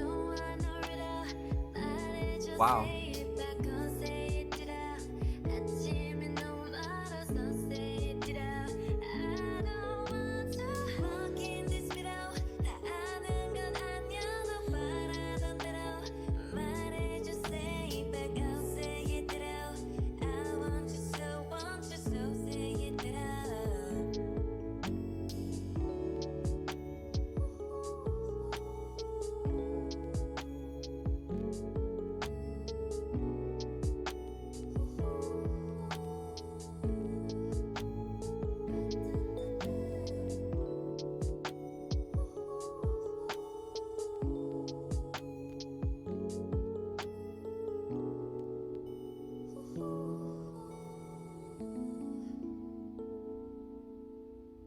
Well fucking done. Incredible vibes. I couldn't agree more. Alrighty. Alrighty, chat. Let's break this one down. This was some gorgeous shit right here. And Offspring, welcome on in. I hope you're well. Happy Monday, my friend. Welcome, welcome, welcome. So we're talking about two things here because this is a flip slash remix. So we're not going to go in and critique the vocals. This is more of a producer submission, and boy, oh fucking boy, was this produced, my friends. We're talking about two things, like I said. We're talking about the instrumental and talk about the overall theme. So, instrumentally, wow. Like, wowie, wow. So this is a lo-fi version, and, you know, sometimes when you're going to do flips and remixes of songs, it's easy to overproduce them, right? It's easy to go in and try to do just a bunch of shit that the track doesn't fucking need. This one in particular did an excellent job keeping it simple, sweet, and I feel like the shining star for me has got to be the fucking structure. Like, the structure is excellent because there's only like what, maybe like 5 sounds, no more than like 6, and this beat is always changing. This track is so well laid out. And on top of it, the mix is excellent. Like, everything really knocks for like a lo-fi instrumental. Like, it's not obviously it's not muddy or anything, but everything knocks really well. Everything's so finely placed, and I'd have to agree, like, this is like such a perfect lo-fi version. Like, if you were to lo-fi like any song, this is, you know, somewhat what it should sound like. And holy fuck, this like really nailed it for me.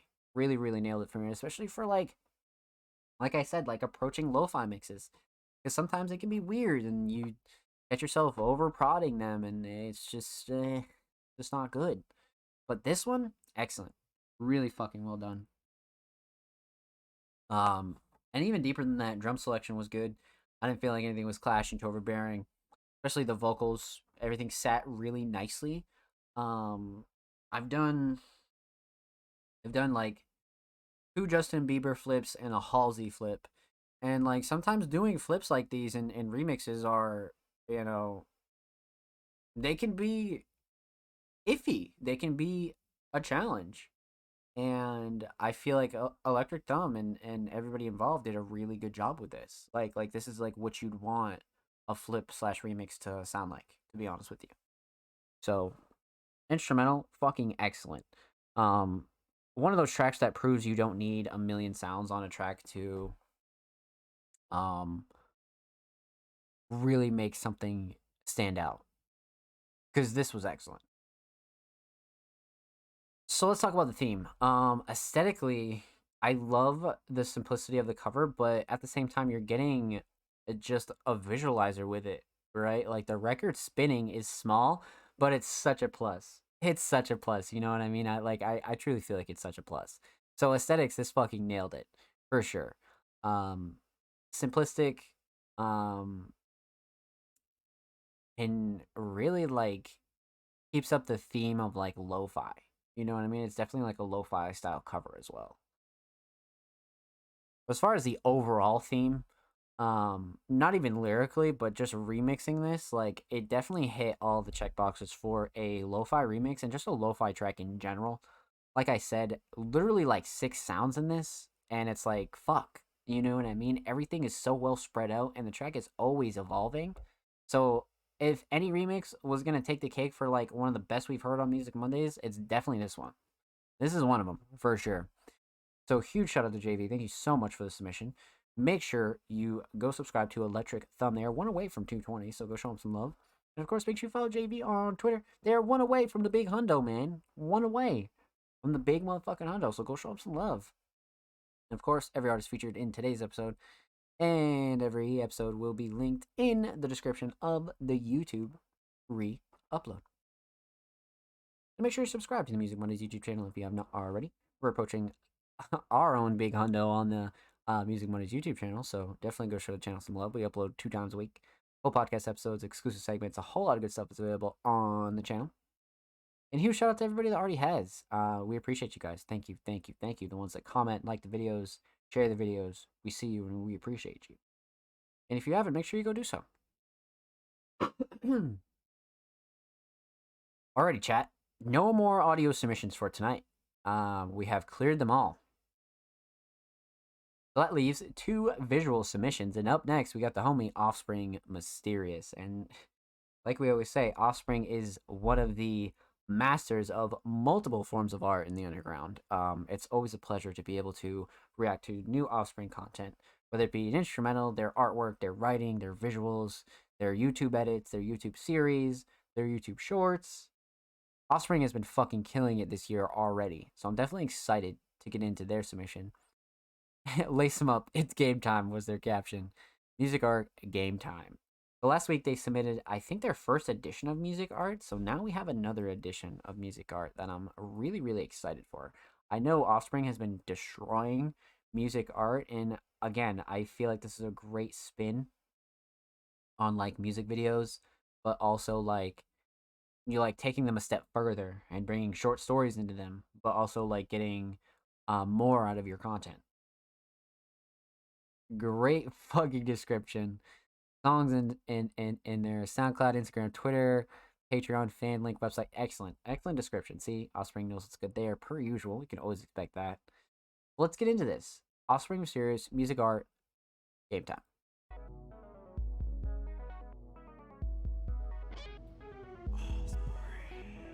Ah, shit. That time.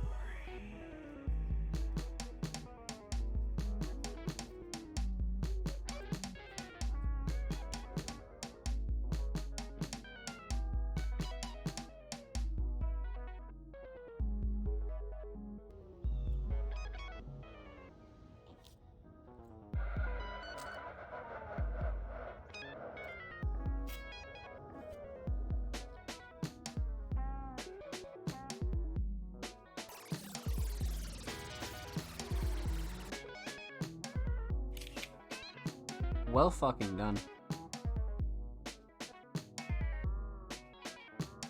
See, man, it's this type of short form content, man, that is gonna like really separate Offspring. And I talked a little bit about it a couple weeks ago, and I talked a little bit about it. Um, I honestly talk about it all the time. Just because I feel like Offspring is like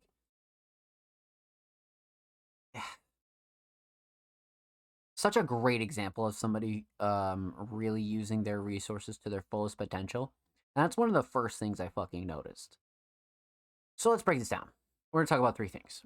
We're gonna talk about the instrumental, we're gonna talk about the overall theme of Game Time, and we're gonna talk about the visual. So instrumentally, Offspring has some of the most experimental yet like obscure kind of sometimes dance, sometimes electronic. We've heard of different couple styles, but this one in particular is bringing a lot of like retro throwback vibes.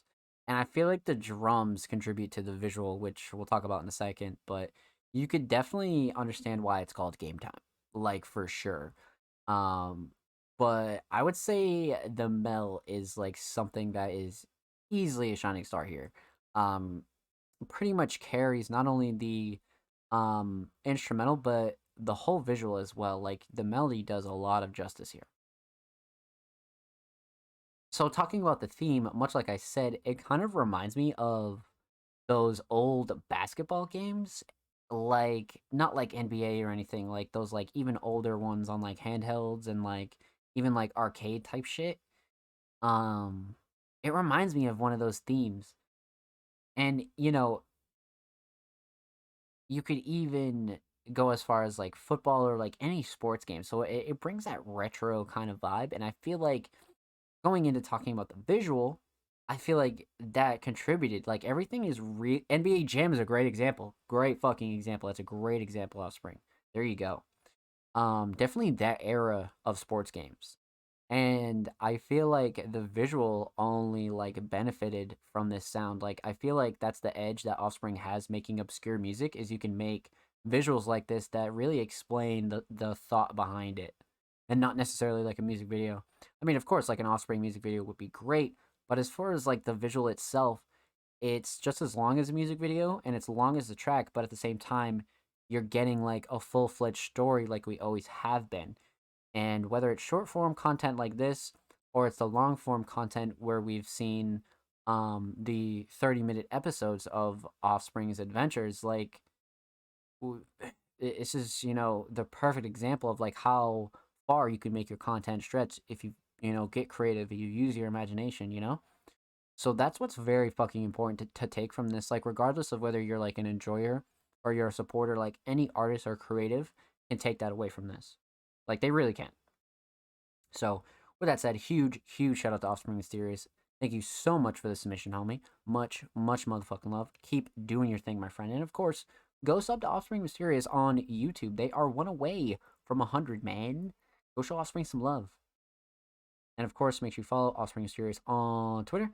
They're approaching literally 880. They're 6 away, so go show Offspring some love on Twitter as well, my friends. And of course, every artist featured in today's episode and every episode will be linked in the description of the YouTube re-upload. And of course, make sure you subscribe to the Music Mondays YouTube channel if you have not already. We're approaching 100 subaroonies. So huge shout out to everybody that is already subbed to the channel, showing love to the drops. We upload 2 times a week, man. Full podcast episodes, exclusive segments, a whole lot of good stuff is available on the channel. Make sure you go show these artists and the channel some love. One more sub, baby. Let's fucking get it, Offspring. We need to get Offspring that steady 100, man. But with that said, last but most certainly not least, we got the homie SLM. And I've been talking about Music Mondays and SLM working for quite a while, so definitely expect something from us very, very soon, within the next week or so. Wink, wink. But SLM has really become a staple here on Music Mondays for the alternative sound mixed with some experimental cloud and just such an ethereal style. Like, SLM really pushes the boundaries, and we love that. But this week they submitted a visual with their homie Anthony Floyd from Dead Lighters, and it's called Patio Jam. And I'm very, very interested in checking this out. Very fucking interested in checking this out because I feel like this is going to be really good. Really, really good. So let's up the quality. Bang, bang. Volumes up. It was really hot out. Patio Jam performed by Anthony Floyd and SLM, aka Dead Lighters. I believe Dead Lighters was like the first SLM submission we got, if I'm not wrong. I might be wrong. But without further ado, Dead Lighters, Patio Jam. Patio Jam. Fucking go. Brought to you by AP and SLM. Those are the people. Oh, this is gonna be gold.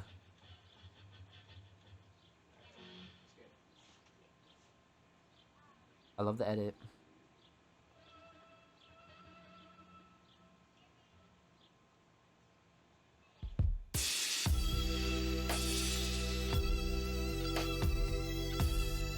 Well fucking done. Holy shit.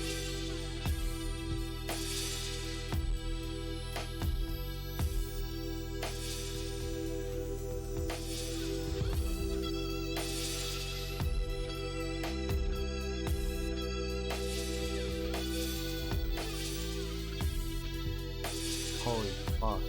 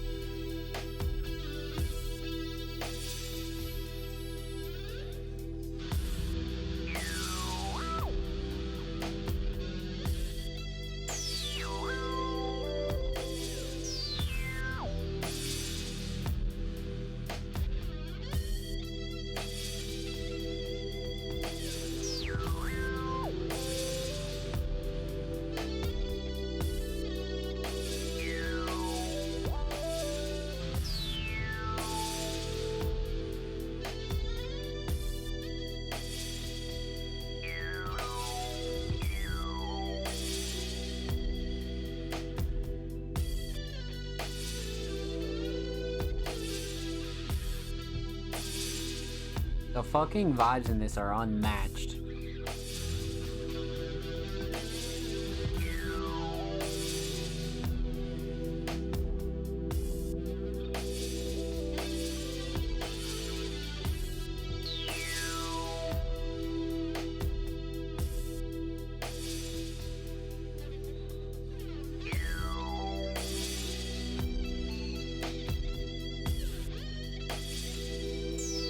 Hey, Pete Gary.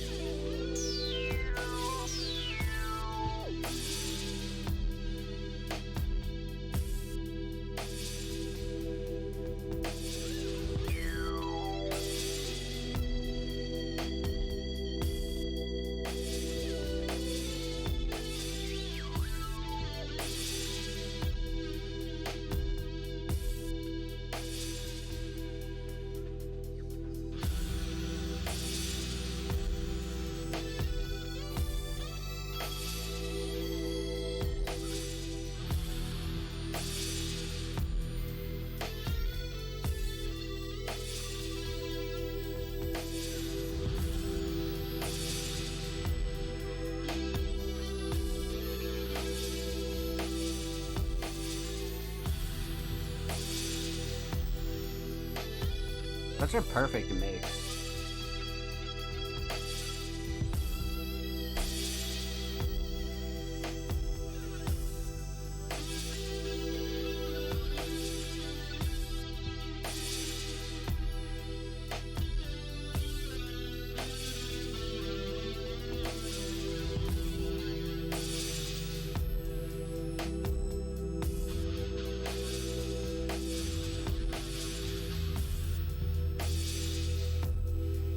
go, man.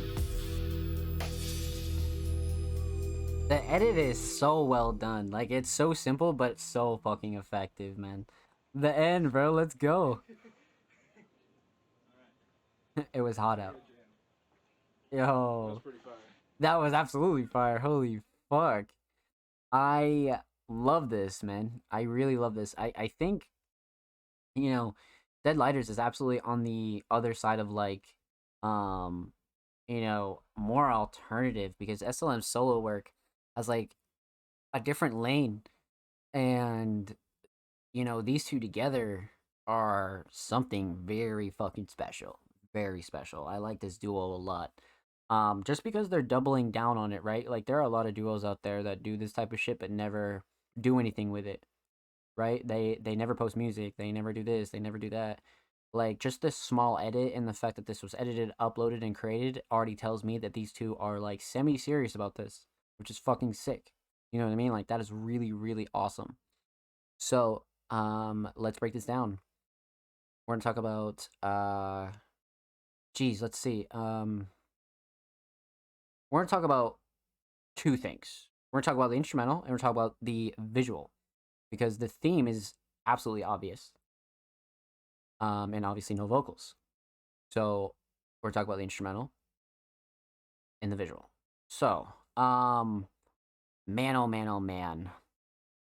I want to talk about the visual right now. But as far as the instrumental goes,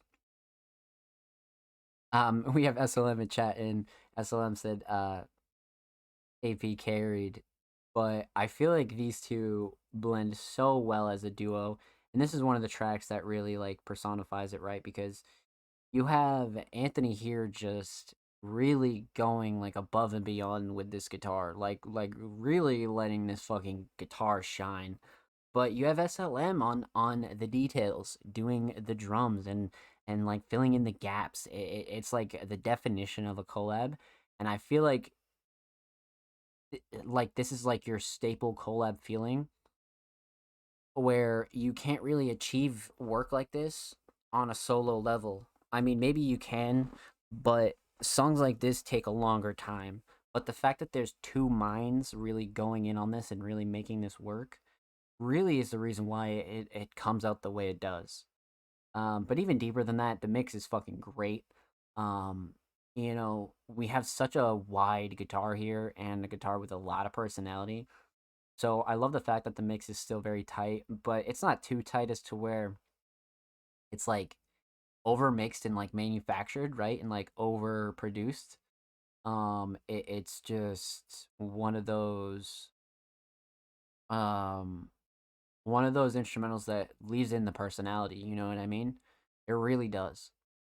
So instrumentally, this is fucking great, and really, it was a track like this that really leaned me towards the alternative style for Dead Lighters, because they do so well, mixing, like, almost like hip-hop, slightly, alternative trap drum styles, mixed with, like, this real nice, like, alternative rock style. So it's like, wow, you know what I mean? Like, you have, like, on the surface, it's like an obvious good combo, but underneath it all, watching them perform is another reason why you're like, oh wow, like, this is, like, such a great, like, mesh of two styles. So the instrumental is fucking amazing. Especially titled Patio Jam. Like, it's just one of those tracks where these two absolutely went out and fucking killed it. Almost like a freestyle instrumental, if you will. So let's talk about the visual here. We're pretty familiar with SLM and the visuals. SLM does a really fucking good job with their visuals, like, a really good job. But we've never seen much from Anthony, and I love the fact that these two together are super comfortable on camera. You know what I mean? Like, that's, like, one of the main things you got to look for, is people just being comfortable, and people being able to just record and, like, be in their element. And throughout this whole 5 minutes, right? Yeah, about 5:02, both of these two were in their element. And that's something to note, you know what I mean? This is two artists, like, truly in their element, and you don't want to see anything more, you know what I mean? And it was hot as fuck out, so the dedication is really shit. But even more simpler than that, it was probably just a fun time. You know what I mean? To create something beautiful like this. So I love it for that. But even more so, the small editing.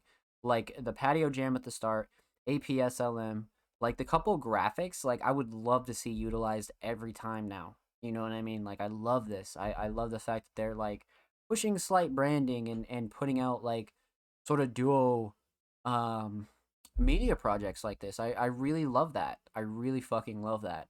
So as far as the edit goes, the small things really counted. You know what I mean? Like the small things, especially with like the timestamp down below, and then like the slight visual effects, and then the logos at the start and end. Like that, the small things in the edits really made this, and I'm glad that they both went in this direction. You know what I mean? For something so, you could call it simple, but there's a lot of detail on something like this. There really is. So well fucking done, and I would love to see more of this. This is like excellent. Like this is literally the direction that I pictured. Not only SLM but just these two in general going. So fucking excellent. Really, really excellent. And huge shout out to SLM. Thank you so much for the submission. Make sure you follow MMCJ on YouTube. Go sub to their channel. They are literally 8 away from 20. And of course, make sure you follow SLM on Twitter. SLM is approaching literally 270. They are just about 8 away. So go show SLM some love, man. And of course, every artist featured in today's episode and every episode will be linked in the description of the YouTube re-upload. And of course, make sure you subscribe to the Music Mondays YouTube channel if you have not already. We're approaching 100 subscribers on there, so huge shout out to anybody that's showing love to the drops and dropping likes and things like that. We upload 2 times a week, exclusive segments, full podcast episodes. The whole 9 is available on the channel. So if you haven't subbed, go show love to these artists and the channel. Appreciate you. Much love from us going forward. Let's fucking go, SLM. Love to hear that, my friend. Love to hear that. You guys need to keep killing it. I love your work, my friend. Yeah, that just about does it for episode 105 reactions and submissions, my friends. Shout out to everybody that tuned in, showed love tonight, and killed it. Shout out to everybody that submitted. Shout out Blank Thought, Offspring, Matt Rocks, King Mark, Troy, Sonly, Lil Olipop, Sketchy Face, No Name Dread, Absono, Bloodcat, RAA, TDG, SLM, Ryuki, SJ, and JV. You guys are amazing. Thank you for all the love tonight. You guys absolutely fucking destroyed it. So that just about does it, my friends. Let's chat it up for a bit. Let's have a little bit of a conversation. Let's talk about the next week in Music Mondays. Let's talk about what's coming up next. And like I said, huge shout out to Late Night Crew, man. You guys are amazing. And going forward, like I said, Music Mondays will always stay the same. Always stay the same. But we're always looking to improve the platform. So just know that. But it's about the end of January. So we have some weekly content to get out. And then heading into February, we're going to start back up our monthly content. Underground Classics, in case you missed it, monthly. Feature Friday, The Breakdown, Workshop Wednesday. All of those available on our channel and allmusicmondays.com. So if you're ever interested in any of those, feel free to check out our homepage. But yeah, I hope you guys love the rebrand and refresh and the new logo. Huge shout out to Aster. If you're watching on YouTube, everything's linked down below. We would appreciate it if you dropped a comment, drop a like if you enjoyed this week's episode. Expect some real big upgrades. Facecam coming at the beginning of the year. A whole lot of good stuff is happening for the stream, man. A whole lot of good stuff. But of course, you guys know the drill. I'll always keep you posted here on the Music Mondays podcast. But with that said, make sure you follow, subscribe below. If you're watching on YouTube, like I said, make sure you drop a like, comment. You can stream us on all audio platforms on anchor.fm/allmusicmondays. Huge shout out to the Music Mondays staff team. You guys are killing it, especially the writers and designers. All you guys are going fucking crazy lately. Huge shout out to anybody that followed and came through tonight. Huge shout out to SLM. Welcome to the streaming family, my friend. I'm glad to have you on board. And just thank you to the community, man. Thank you. You guys are amazing. Day by day, we're slowly taking over the underground and making sure that Just provide a place for artists to promote their art and really give people who are unaware of the underground some knowledge, man. You know, we need an archive for all this shit, and that's why Music Mondays is important. So huge shout out to the whole community. Everybody that submitted came through. Huge shout out to the Music Mondays staff. And with that said, if you'd like to submit for episode 106, submissions will be live tomorrow. Make sure you follow us on Twitter at All Music Mondays. If you're watching on YouTube, submissions will already be open, so go check out our Twitter. Go find the tweet. I'll be uploading another guide as well for anybody that's unfamiliar on the submission process. And if you're interested in submissions for writing or want to pitch yourself to any of our writers, go check out our homepage, allmusicmondays.com. Go to the contact section, check out our staff, go pitch yourself to one of our writers, or feel free to email us as well. So yeah, that's about it, my friends. I love you guys. Take care. It's been your boy, Zom Slays.